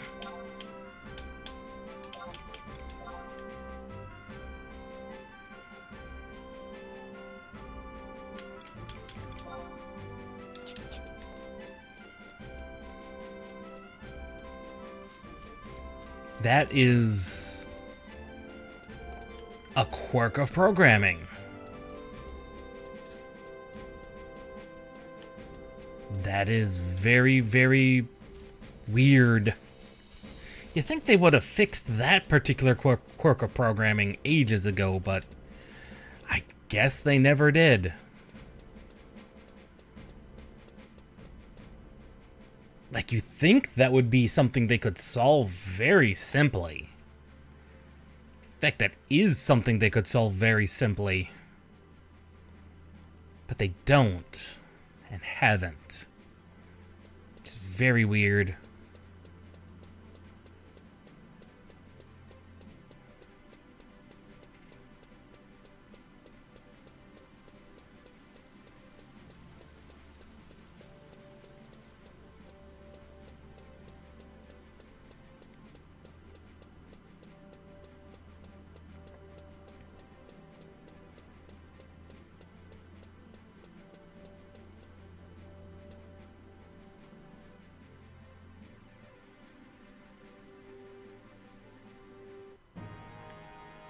All right, Haver, what do you have?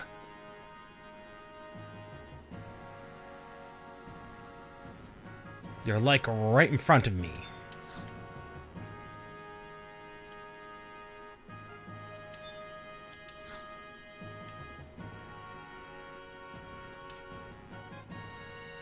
Ah, Rachnios! I require your keen eye and tireless endurance on a most important matter. See, I was speaking with His Majesty just the other day. You sent for me, Your Majesty? Heather, it is most troublesome. Something I must confer with you about. Nay, rather I have a request for you. Yes, Your Majesty. Well, how do I begin? Do you recall the day when my beloved Loette first came to the chateau? Why, of course. The chateau was buzzing with rumors of the lovely Tavnazian princess that was destined to be our next queen. At the time, I was but a lowly student, and I snuck out of a lecture to catch a glimpse of her noble countenance. In the end of the day, I skipped an entire class just to see the royal parade. I managed to view Queen Loette's fair profile from the gathered crowd. That image is burned into my mind even now. I never dreamed that I'd end up working so closely with that beautiful princess I saw that day. Queen Loette would always smile and have a kind word for me. However, I wasn't asking for a rambling trip down memory lane. My apologies, Your Majesty. Was this request related in some way to the Queen? It's nothing to do with Loette. I wanted to speak to you about a new queen. Again, I must apologize for not seeing straight to the heart of the matter, Your Majesty. I thought perhaps it was time this subject was broached. Well, Your Majesty has been alone for quite some time now, and I'm sure your late wife would completely understand. Yes, and I do not doubt that Loette has been uneasy in her eternal rest. However, I want you to search for a suitable lady to become the future queen of Sandoria. Me, Your Majesty? I'm honored that you would place that kind of trust in me, but I'm not sure. If Your Majesty commands it, I'll do my utmost to fulfill this duty. And what qualifies to be desirable for a lady to possess? Naturally, she must have a compassionate heart for all her subjects, as did my dear Loette. Your Majesty, even now your thoughts are with her. It makes my heart ache to think of the loss you must be feeling. This is a somewhat difficult question, but should the lady be blessed in appearance? A person of similar features to Queen Loette? It is said that men always look for the image of their mother. However, these things you should be asking to the lady's future husband. Finding out his preferences will be part of this task. First, I must talk to the future husband. Future husband? Image of their mother? Your Majesty, what exactly are we talking about here? Haven't you been listening, Hava? We're speaking of Tryon's bride-to-be. Of course, it's yet to be decided whether or not Tryon is to succeed me. However, it is a distinct possibility. It would be necessary to find Puge a bride as well, but for the moment, we should search for a pretty consort for Crown Prince Tryon. Prince Tryon? Ah, so that's what this has been about. I thought our conversation peculiar. The only peculiar thing around here is you, Hava. In any case, I entrust you with the duty of finding Tryon a suitable wife and arranging an introduction. This need not be so difficult. If Tryon is simply made aware of the fact that he's approached This need not be so difficult if Tryon is merely made aware of the fact that he has approached a marriageable age. Ah. Ha. Only I've never spoken with Prince Tryon on the subject of his preferences. I have it. This may be presumptuous of me, but what of my own daughter? She's kind-hearted and fair of face. She has also perhaps been of marriageable age for a little longer than usual, as I pondered which house would be best for her to marry into. However, have you developed a sense of humor over the years? A sense of humor? I assure you, I'm most serious. I never thought you were the type to indulge in comedy. You must entertain us with your jests at the next banquet. Now, as for Tryon's preferences, this is quite a quandary, isn't it? Shot down hard. I'm aware of Tryon's taste in ladies. Prince Puge. I know that's not how it's pronounced, but I refuse to learn the French pronunciation of that particular name. My brother's predilections are obvious if you spent much time with him as I have. Of course, who would know him better than his own brother? Well, out with it then. My brother? And Prince Tryon prefers Hume girls with long black hair brushed over to the left. He seems to think that a well-traveled, free-spirited adventurer would make the best partner for him. An adventurer? I must say this is a surprise. I thought that a nobleman's daughter or the princess of a distant land would be more... Things have certainly changed since my day. Perhaps this is the best choice for him. However, continue this discussion with Puge and seek out a girl that matches Tryon's interests. Puge, not a word of this to your brother. He will become obstinate if he finds out we've been having this discussion without his knowledge. Of course, Father. I'm well aware of his stubbornness. And that's the predicament I'm in. According to Prince Puge, Prince Tryon prefers Hume girls with long black hair brushed over to the left. Why the left in particular, I could not tell you. I should think that since you have so much traffic with adventurer types, you shouldn't have a problem finding a lady that fits this description. What do you say? Will you do it? Naturally, you'll be compensated for your troubles. I'll see what I can do. Excellent. Be sure that you choose a person who's fit for a prince in personality as well as appearance. Bring the bride to me first, and I shall decide if she's suitable for Prince Tryon. I shall also require your assistance during the introductions. Good luck in your search.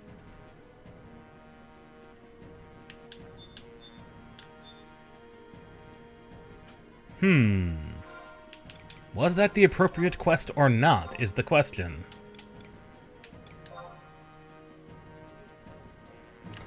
Fit for a prince. I don't think that's the right mission. I don't think that's the right mission. That is not the right mission. Good lord, where did that mission come from? Wrong search bar. Wrong search bar.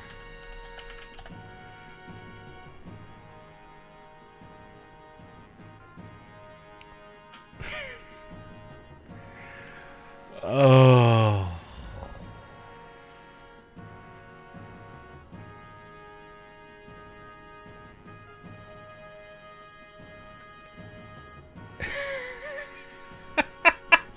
Oh, this is a silly mission. Oh, this is a silly mission.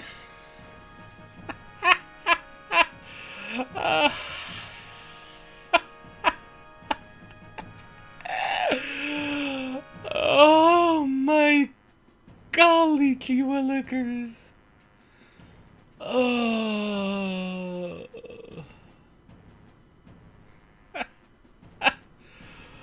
Oh my god.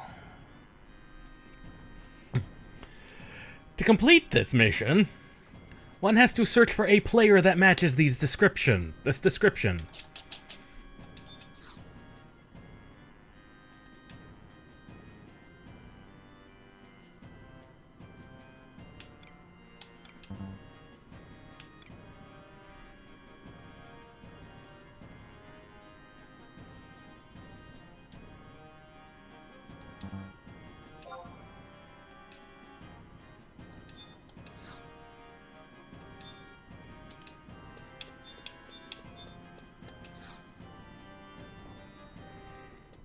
Well, that was a silly little side quest. That is not going anywhere. Here we go. Proper cutscene. Tryon has spoke to me about you. Long last we meet, Arachnios. I commend you for putting an end to the Shadow Lord. You fulfilled my expectations. No, you surpassed them. For that we thank you. May you continue to serve the Motherland. Yes, thanks to you, the Shadow Lord's return was nipped in the bud. We're all in your debt, especially in light of my elder brother's antics. Ever the complainer, I see. Father, let us not dwell on the petty details. The Shadow Lord is dead, and our greatest threat is no more. We must return our attention to Sandoria herself. Of course, our nation has fallen ill. Our long struggle with the Beastmen has prevented any recovery from war. Much like the reign of King Rampere. The Dragon King, Rampere. Yes, our great ancestor. But that king pulled our kingdom from the brink and brought Sandoria again to greatness. A truly legendary feat. You speak of the treasure of the Dragon King? Yes. The legends speak of King Rampere and how he used the treasure to save his nation. And where may we find this treasure, huh? If only we knew. It's all but legend, but apparently the king sealed it away somewhere. I can't fathom why. Many were sent looking for it, but none succeeded. Perhaps now's the time we try and find it, and break the barrier that protects it.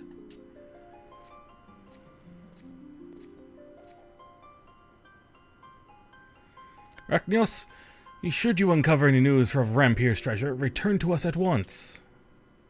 Father, I urge you to send expeditions to every corner of Vanadiel. Now, wait a moment, Tryon. Why should we wander in darkness when the Pepsk may still illuminate us? The Pepsk, your majesty? Yes, I have faith that he soon will have some clue for us. My own life is waning. I must solve this mystery while I still breathe. Father... When the time comes, Rachnios, your assistance will be needed by us all. Do not let us down. Rachnios, I, Clade, shall thank you for your action, the acts of courage on behalf of the motherland. When we first met, you were a fledgling adventurer, and now you're a paragon of virtue. I don't ever remember interacting with you, Your Majesty, but whatever. May you continue to strive for the greatness of our nation. Our prayers are with you. Well, that's all for today. Go and rest, for soon enough we may call upon you again.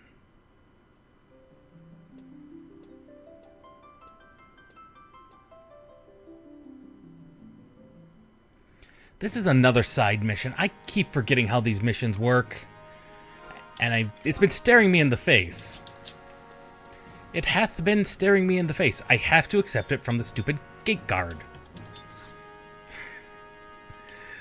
All these extra side missions that are technically not the one I'm looking for.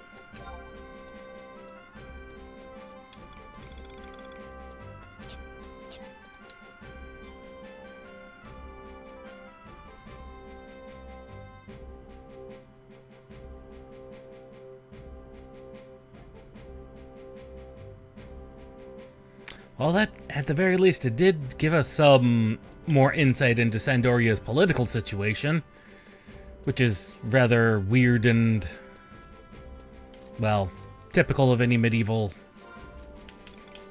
of a lot of medieval style, not courts, but things of that nature.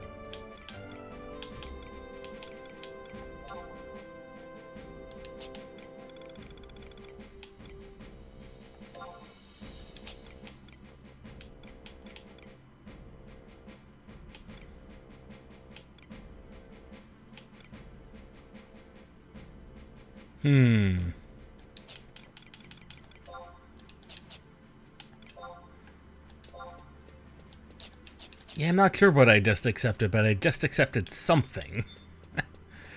Huh.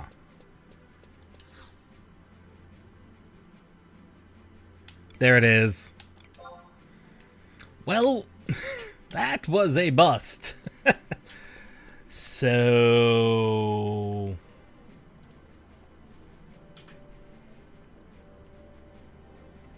that's at 250. So I just literally wasted like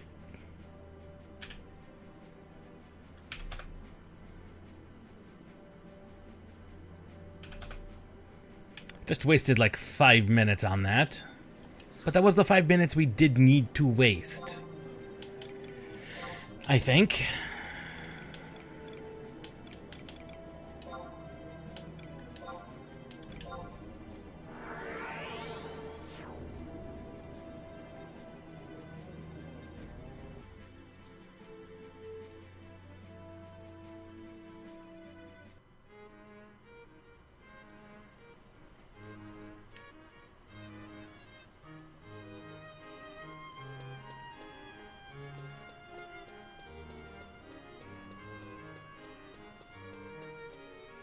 There we go.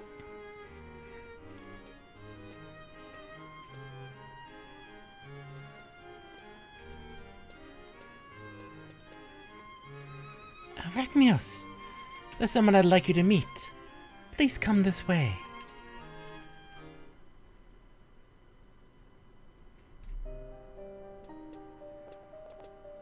Ah. I have a fair idea what's going on. Surprising to find a Zilartan with a level head on her shoulders.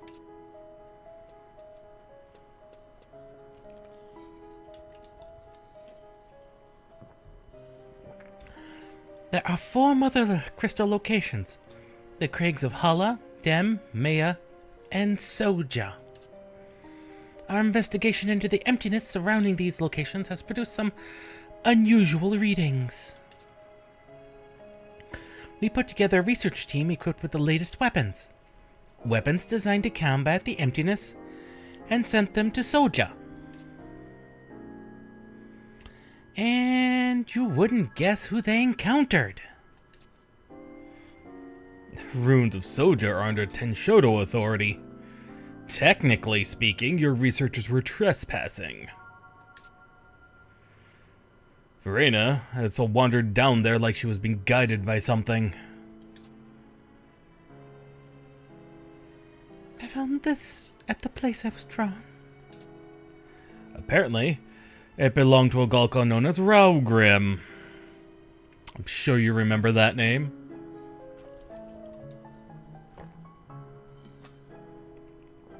That we do. That we do. Verena was once the receptacle for the memories of the Shadow Lord. Is there any reason behind her behavior?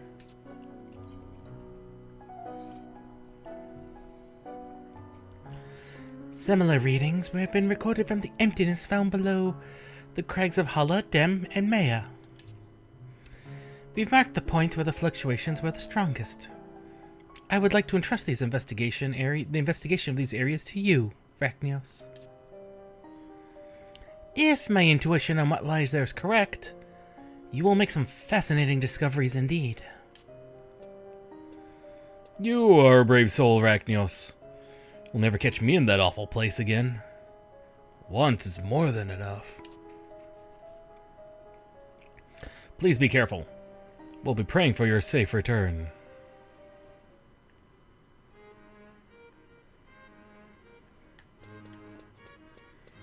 And now we get to do the fun bit of...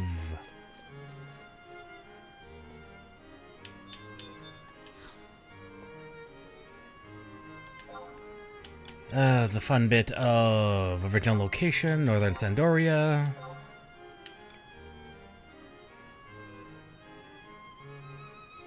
Yes. We have to investigate all 3 Promivians again. Which we still don't have a map for. So we'll once again be relying on these silly maps.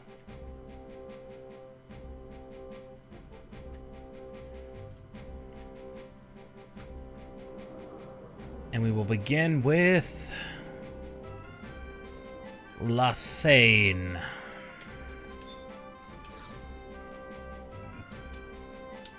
Teleportation assistance to Lathane, which is in Zukelheim. Actually, 2 of them are available via Zukelheim.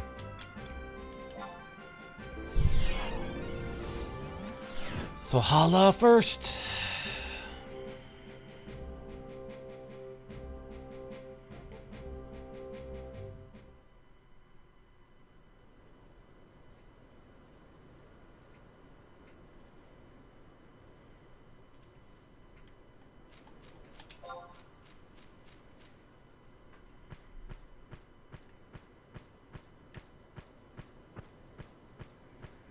Let's see. Key items from the memory fluxes on the 4th floor.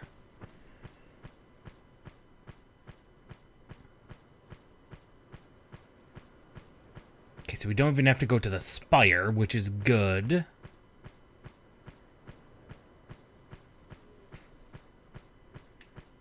Which is very good.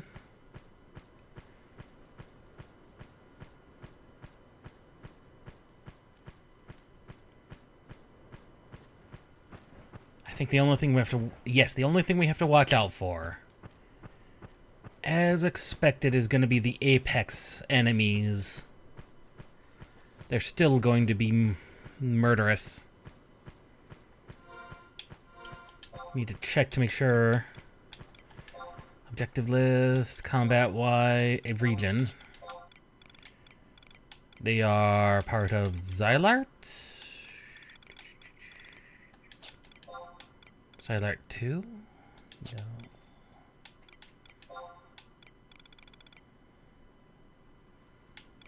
Okay, there they are. Prometheus, and yeah, we got all those.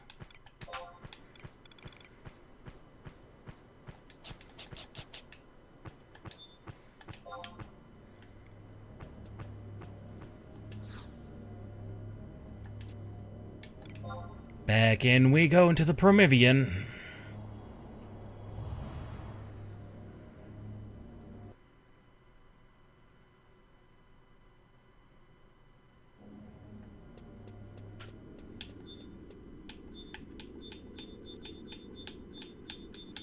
Give me something with which to target.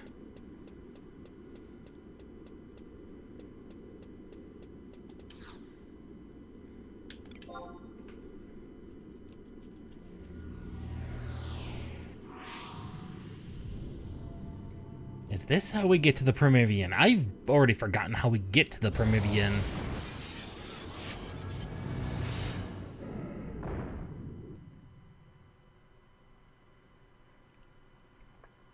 This looks correct, and is correct. Let's grab our group.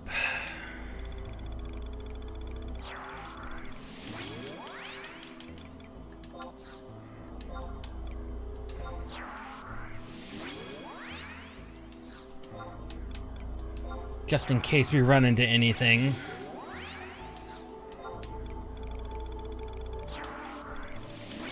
And QPP.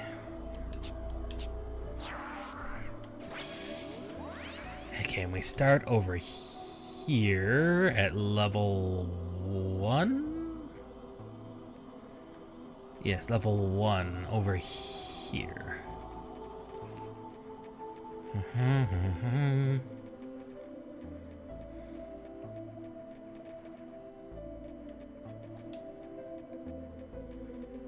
I forget if we have to summon the trusts every time. No. Right. True. Save. UC Unity. No Unity. There we go. Make it... Oh, God, these are, in fact, Apex guys. This is a bad idea.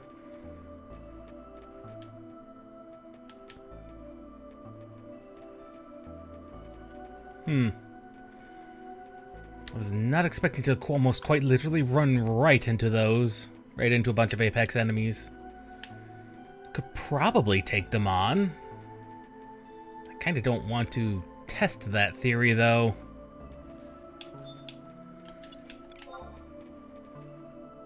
I really don't want to test that theory.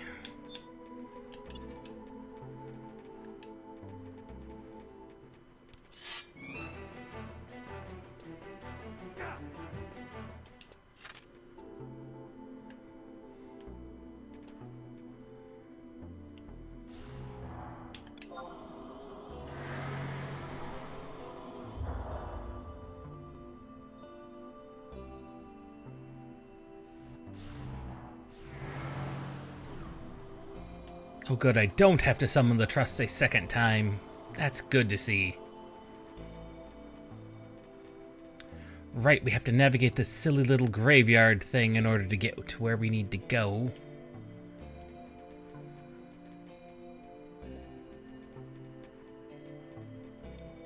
And of course there's no orb over here. Why would there be orb? There's orb over here.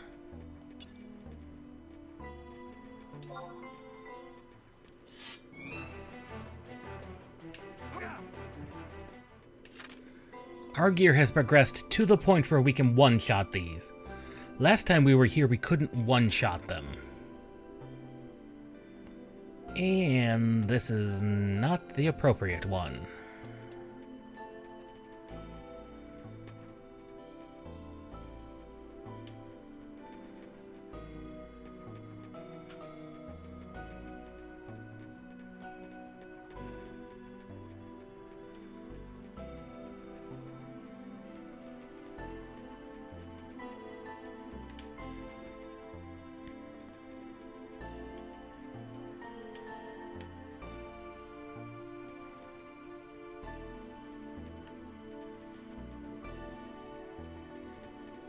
I was looking at the wrong one.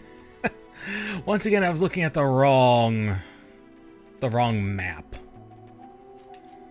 The wrong section of the map. It's like, wait, this doesn't look right. That's because it isn't right.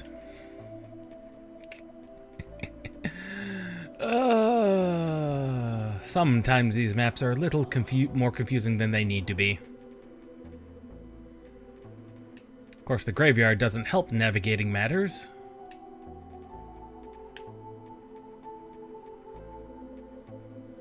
Not in the least.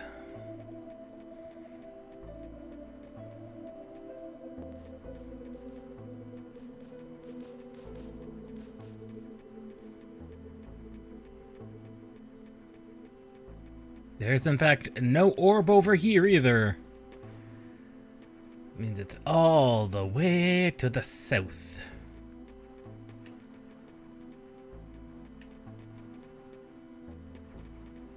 Please tell me we don't have to go back through the graveyard a third time. That would be terribly annoying. Good, we don't. There was at least some small mercy planned.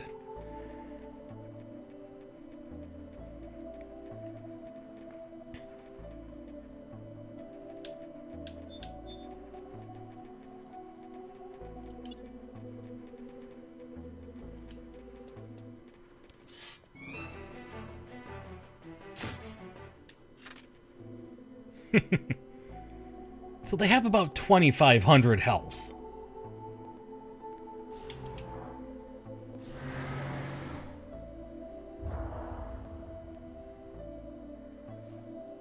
Which level 3 did we get? This one could be worse.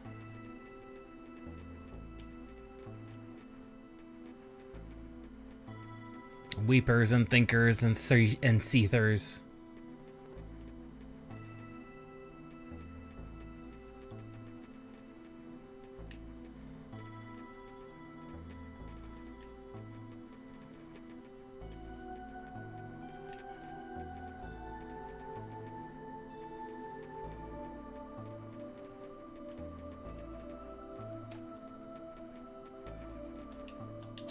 I was right about there being one over here. I walked right by it.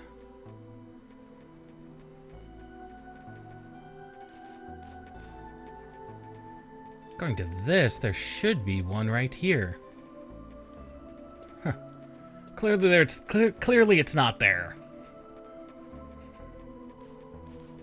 Must be in one of the other ones. And there's no strays around it, which makes it even weirder.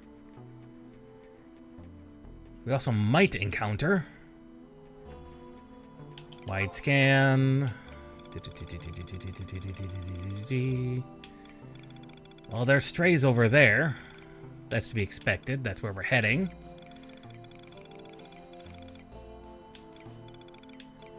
There's a memory receptacle there. The fact that there's not a memory receptacle listed over there tells me to the south-ish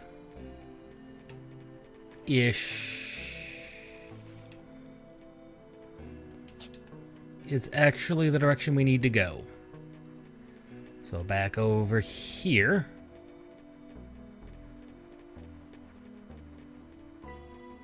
should be over here. Because they are an enemy, they do show up on the wide scan.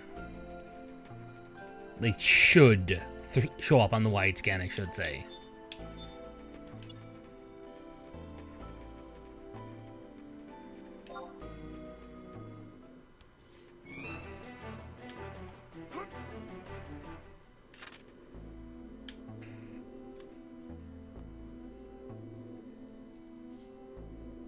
There we go.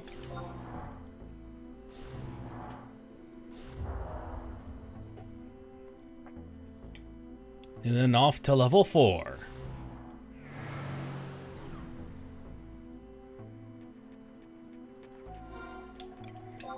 Okay, and I do still have the warp ring equipped. Good.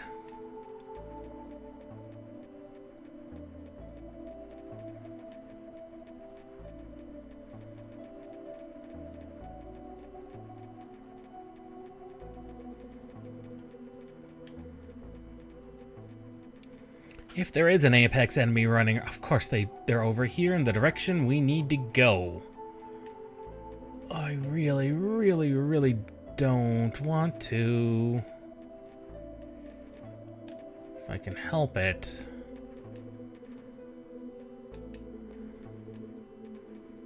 Okay. We might be able to sneak. Nope.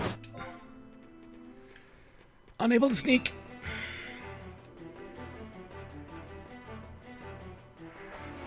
Oh god.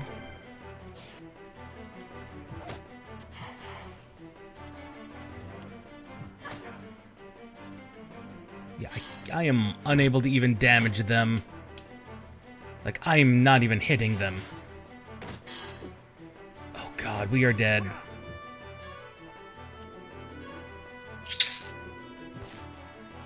Yep, that is exactly what I was afraid of.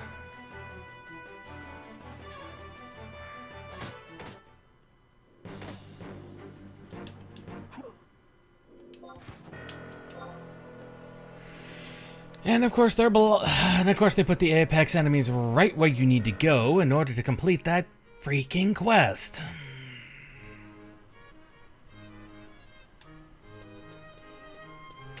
Why would they not?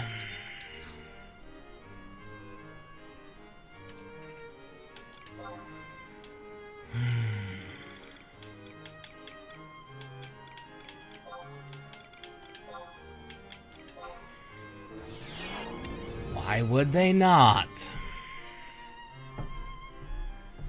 But that also shows exactly what endgame enemies are like. Apex enemies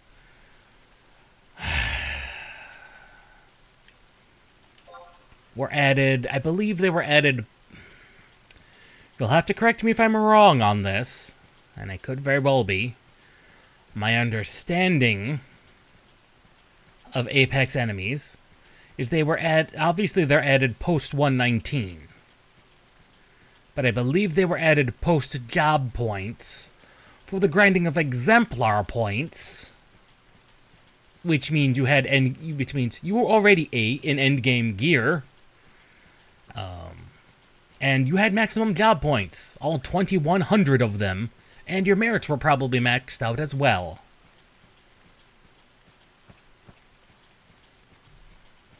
So yeah, Apex enemies, especially those ones, that's how they try and keep some content relevant.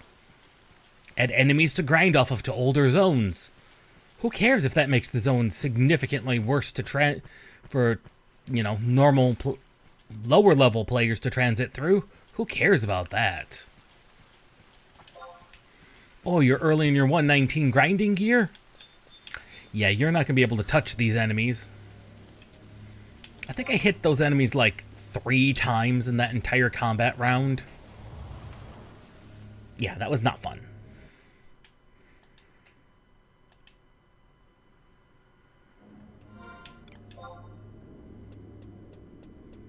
Not to mention that technically de-leveled me. Granted, it was only by a few hundred experience, but does not matter. Still annoying.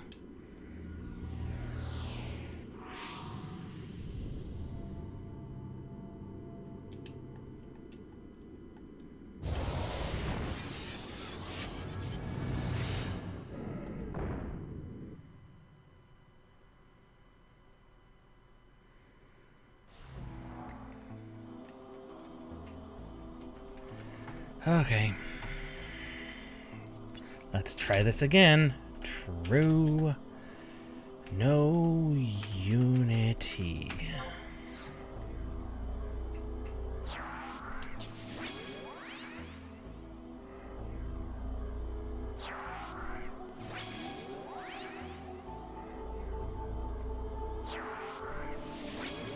What also likely didn't help is CoP is not nearly as good as Uranaran.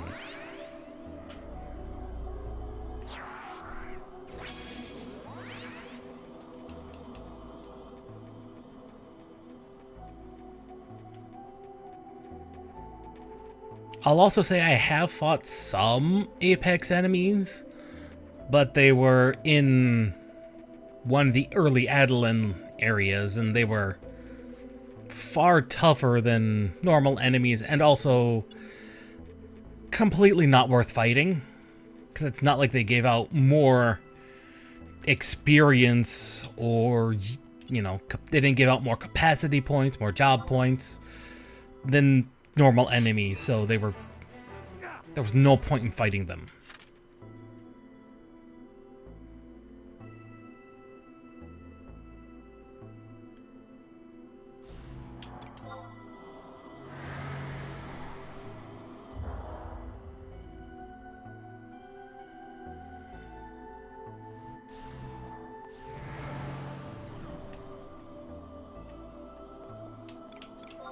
Give me my wide scan. What do we have?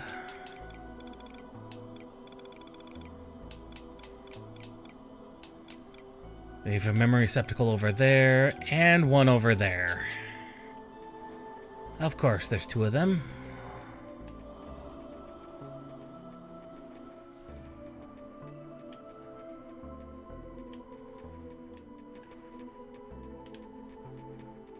I could have sworn that was the route I took.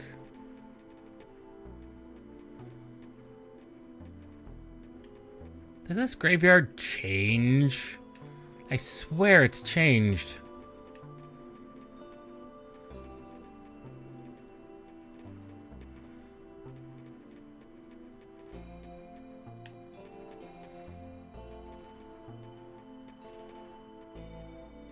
No, I was duck in, then around. Annoying. Are there two of them over here is the question. There's two memory receptacles over here. That gives us two chances.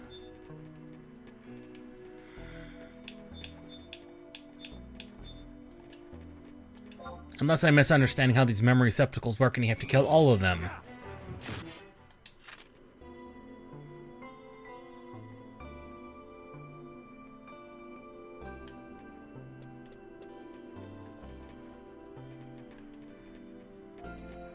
Nope, they are indeed random.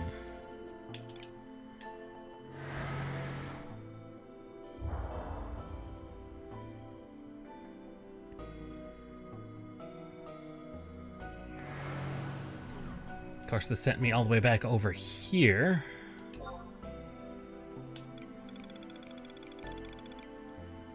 There's a memory receptacle over there and down to the south. So we might as well go north and then back around into the south again.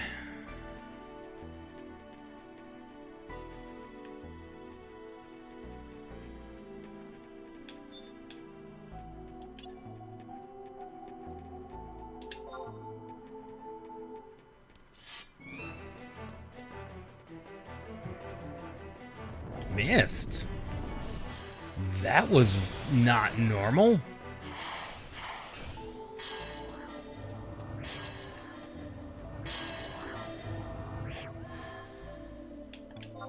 First try. Back we go to the spot where we died. I'm not even sure we can avoid these apex guys. I'll try. We'll have to try the other route, though, around, because apparently the direct route is guarded.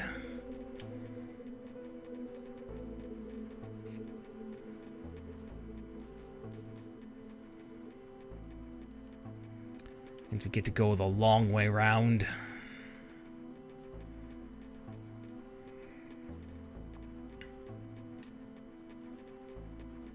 All at the same time, keeping your eye out for more of those, because those things will, in fact, just murder us.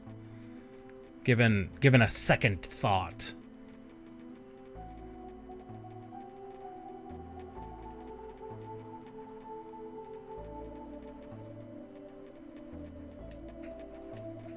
All I needed to get is to the other side of this gap, over to our left. Over there. That's all we need to do. That's all we need to reach.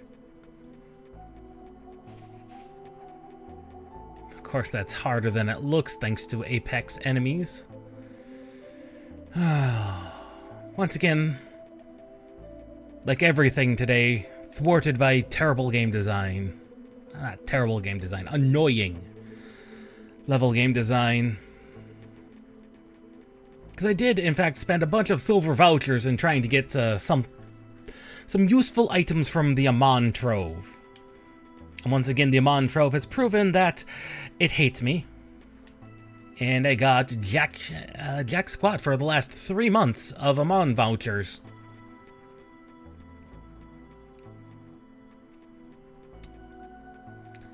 Yep.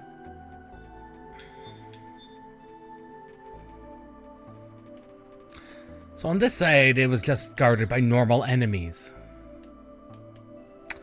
And that's all we needed. Now we leave. And next one is Connacht Highlands Dem.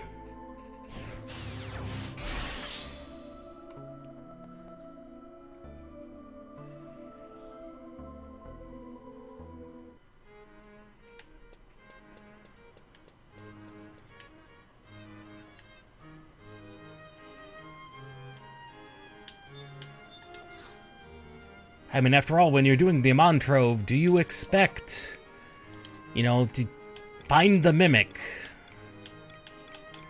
on your 3rd or 4th chest? 'Cause I was hoping for, like, my 5th. Of course, the last one I did, I found it on my first try, which means, of course, instant death. And the Amon Trove will never stick out to me as design that I wish was better. But clearly isn't.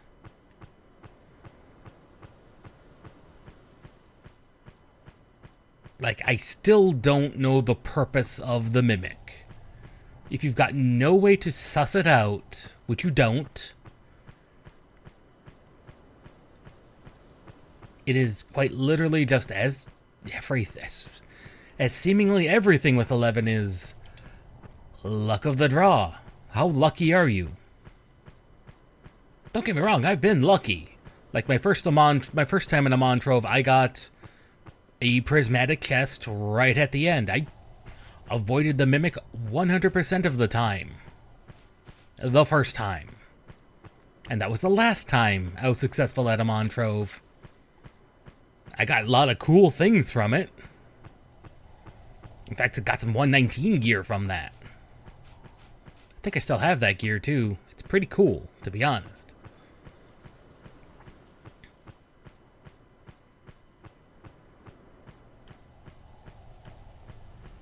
But every time since then, I've been getting less and less success from Amon Trove, to the point where I'm not even sure I'm going to ever touch that again. Because I spent all my silver vouchers on 3 attempts. I had the one for the free month, the free one for the month, and my 16 other silver vouchers and failed.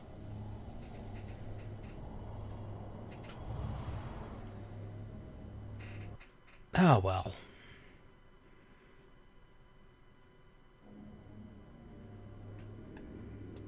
On to Deb. I think once this quest is done, we'll call it for the day.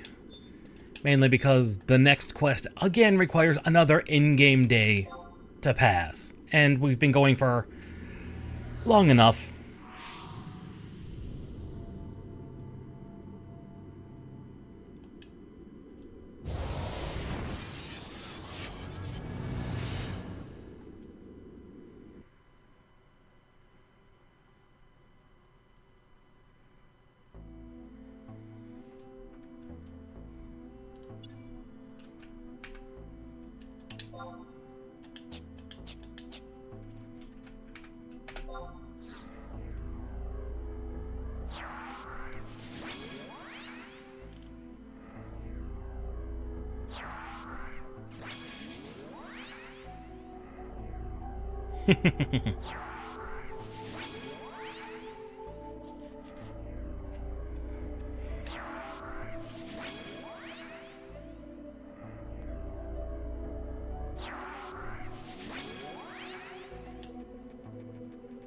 You know what the worst part is? This is us traveling with the faster legs. And it's still kind of slow.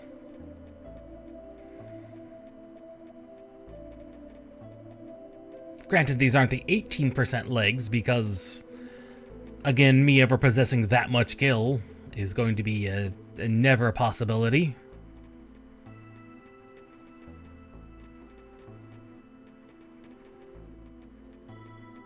Much less ever acquiring the item normally.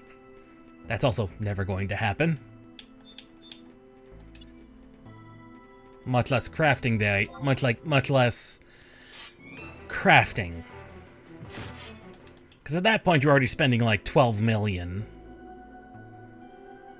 Just to get your crafter up to speed, and that's once again ludicrous.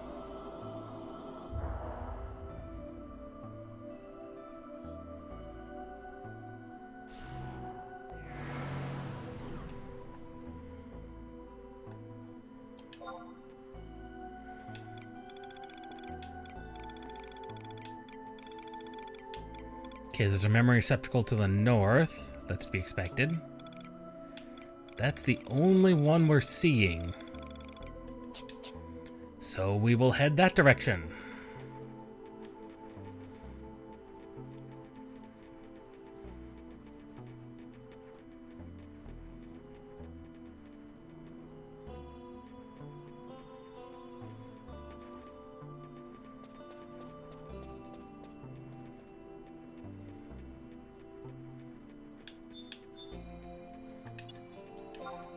The other ones should have been within scanning distance.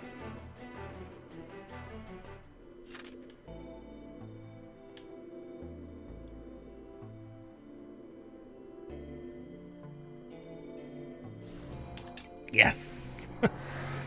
Luck is on our side.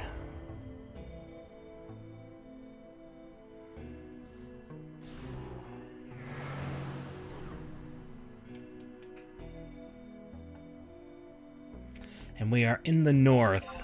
I don't think anything's within scanning range. Oh, there's one. That's the furthest south one. Is that really the only one that's within range? Well, that's weird. Yeah.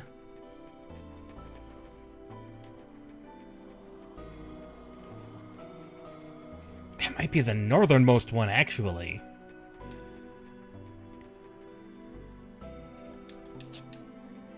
That might actually be the northernmost one.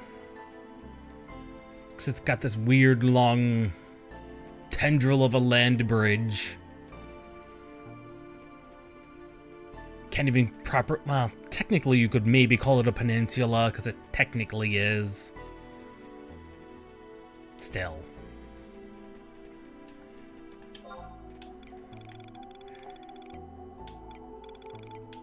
Apex Drifter over there. There's some strays.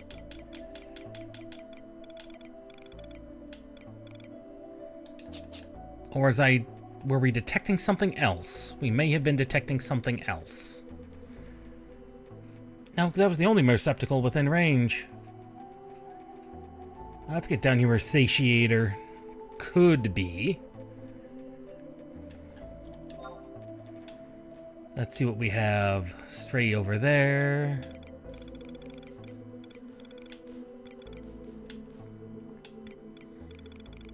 Receptacle off to the north. That's literally the only one, is the one off to the north.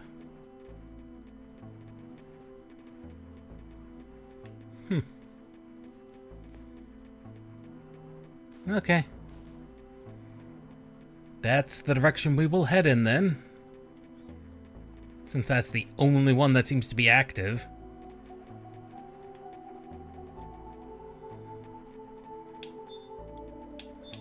Either I'm getting extremely lucky with these,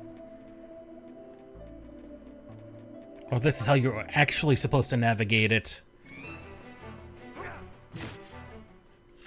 Which, if that's the case, that just feels also very wrong. But for a game from, what, 2001? 2002? Could be worse. On the bright side.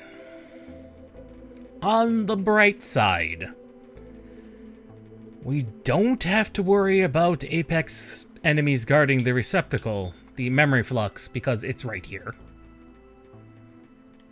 It is right here.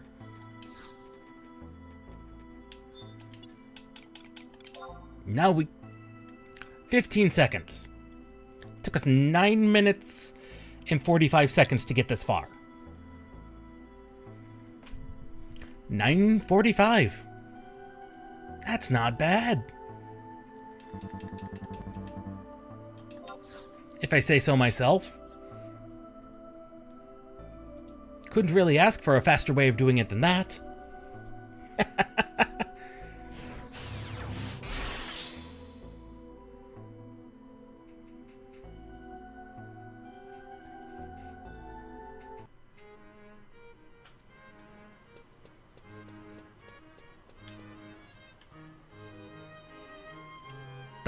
Tarongi Canyon.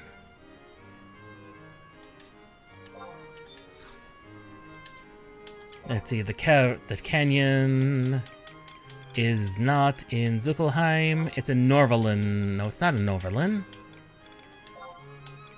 It's not in Gustaberg. It's in Durfland. No, it's not in Durfland. It's not in Sarapatuda. There it is.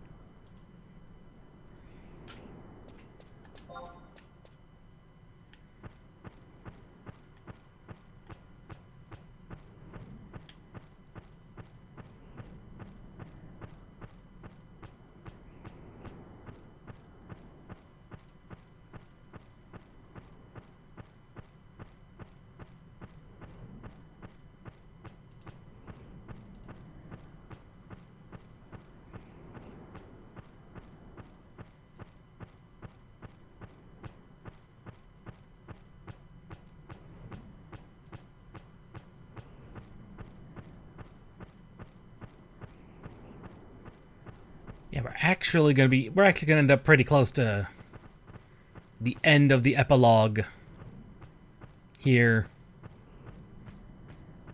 If I can ever remember where the shattered teleport is. I remember this is I believe the intact one is right over here.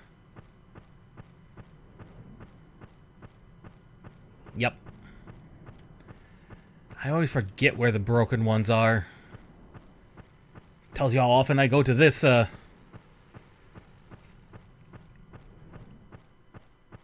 this one.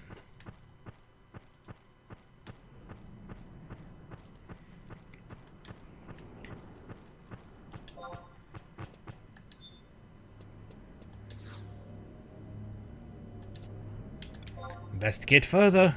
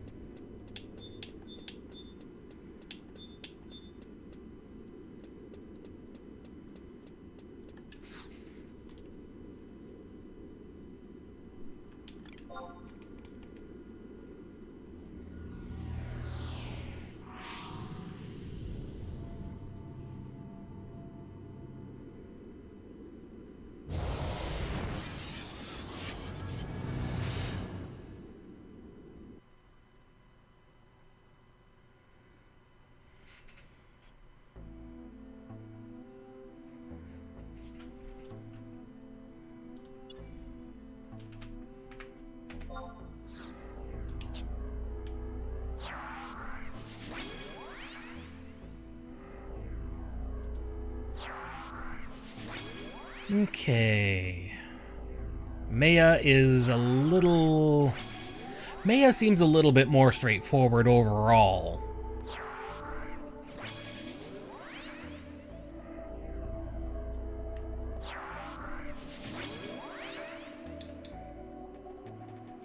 Though level 4 in the Promethean here, that could prove to be a problem.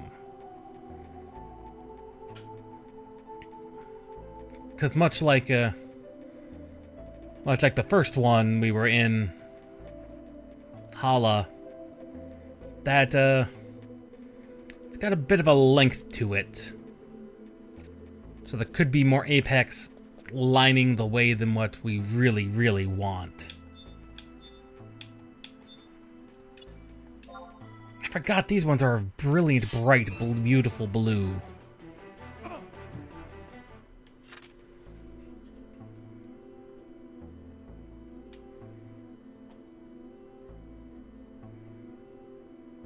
Also forgot that Prish 2 has this haze outline to her. I think Tenzin 2 does as well. Because they're technically a different... Technically they're different trusts, so they have to do something to distinguish them physically. Okay. Wide scan, what do we have? There's some strays, nothing else down there. Nothing at all.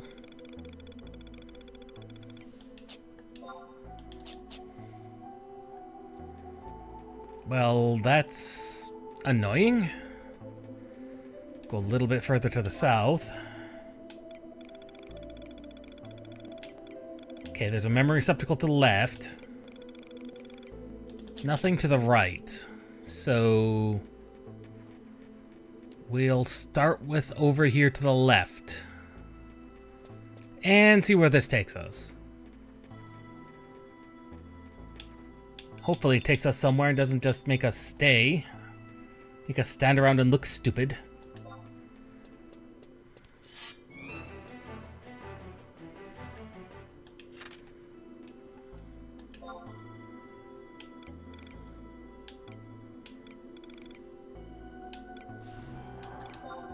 Thank you. Free number 2.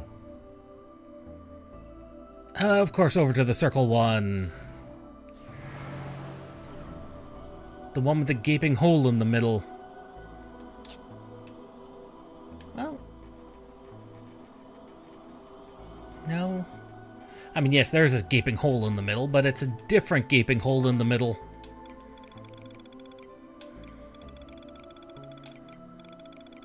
Good God.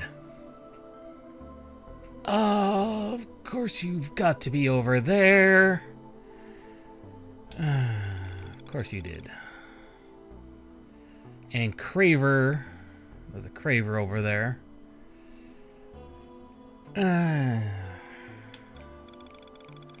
And everything between us and them is a bunch of apex enemies. Meaning we get to go the long way round. Who doesn't love the long way round?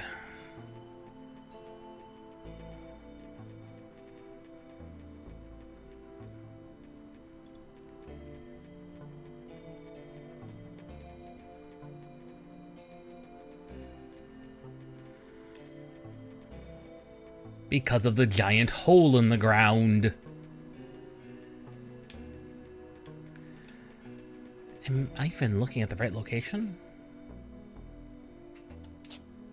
I can't even tell. I don't think I am.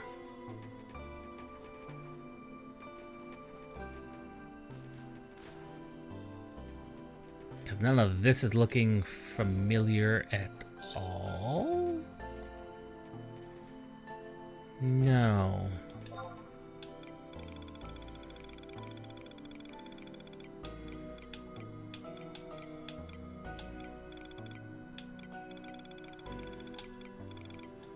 There are memory receptacles over here.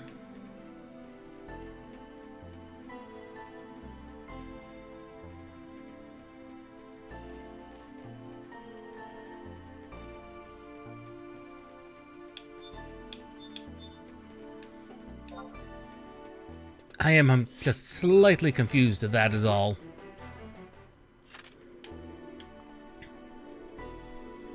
Nothing more, nothing less. Just slightly confused. Oh, right, because those are not... Misreading the map again. Those are not giant holes in the ground. Misreading the map yet again. Those are not giant holes in the ground. Those are spawn locations for the NMs. Duh. It's like, why am I seeing a giant hole in the ground on the map? That doesn't make any sense. Especially when the map doesn't show any giant holes in the ground. Because there's no giant hole in the ground. Why would there be a giant hole in the ground? That would be weird. Be very weird.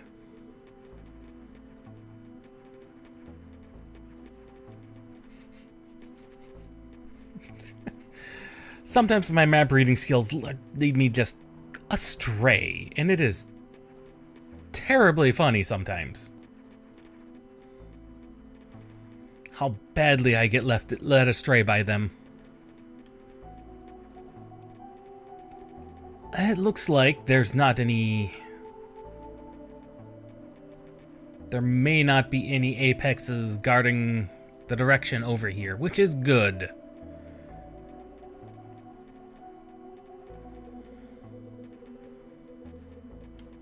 For once, for twice, no apex is blocking the way. Good.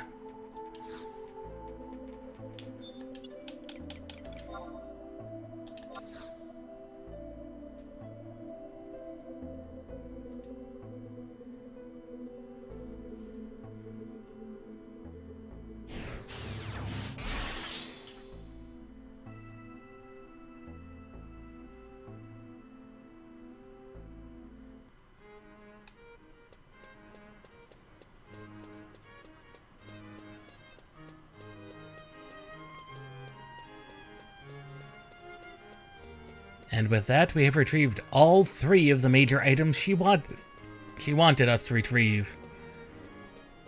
Ah, just in time as the sun-setting software has begun to show up on the computer, so things will start looking a little bit yellower. So, these are what was causing the unusual activity within the emptiness? And turning everything slightly yellow? I can feel the aura of those who returned to the Mother Crystals. Nang Malada, Eldenark, and even Archduke Camelot. Could it possibly be that these entities are attempting to break back into this world? Will they return as they once were? Or something more sinister?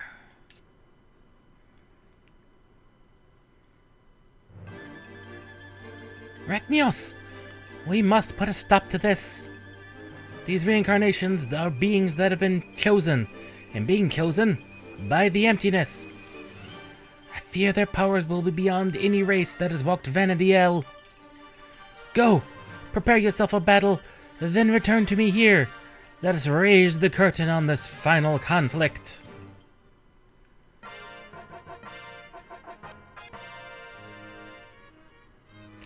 And with that final witticism and revelation that the emptiness is sentient?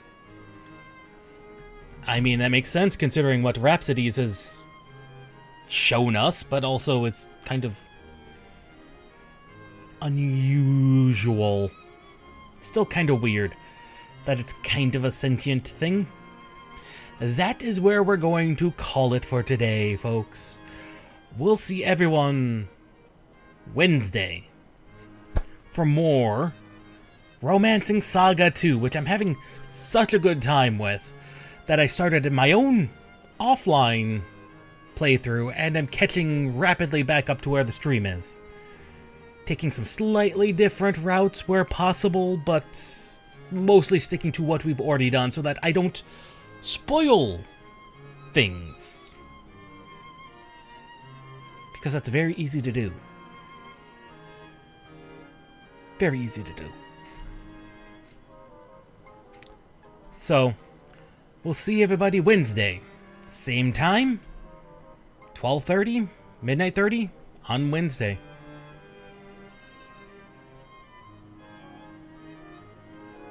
For more Romancing Saga 2.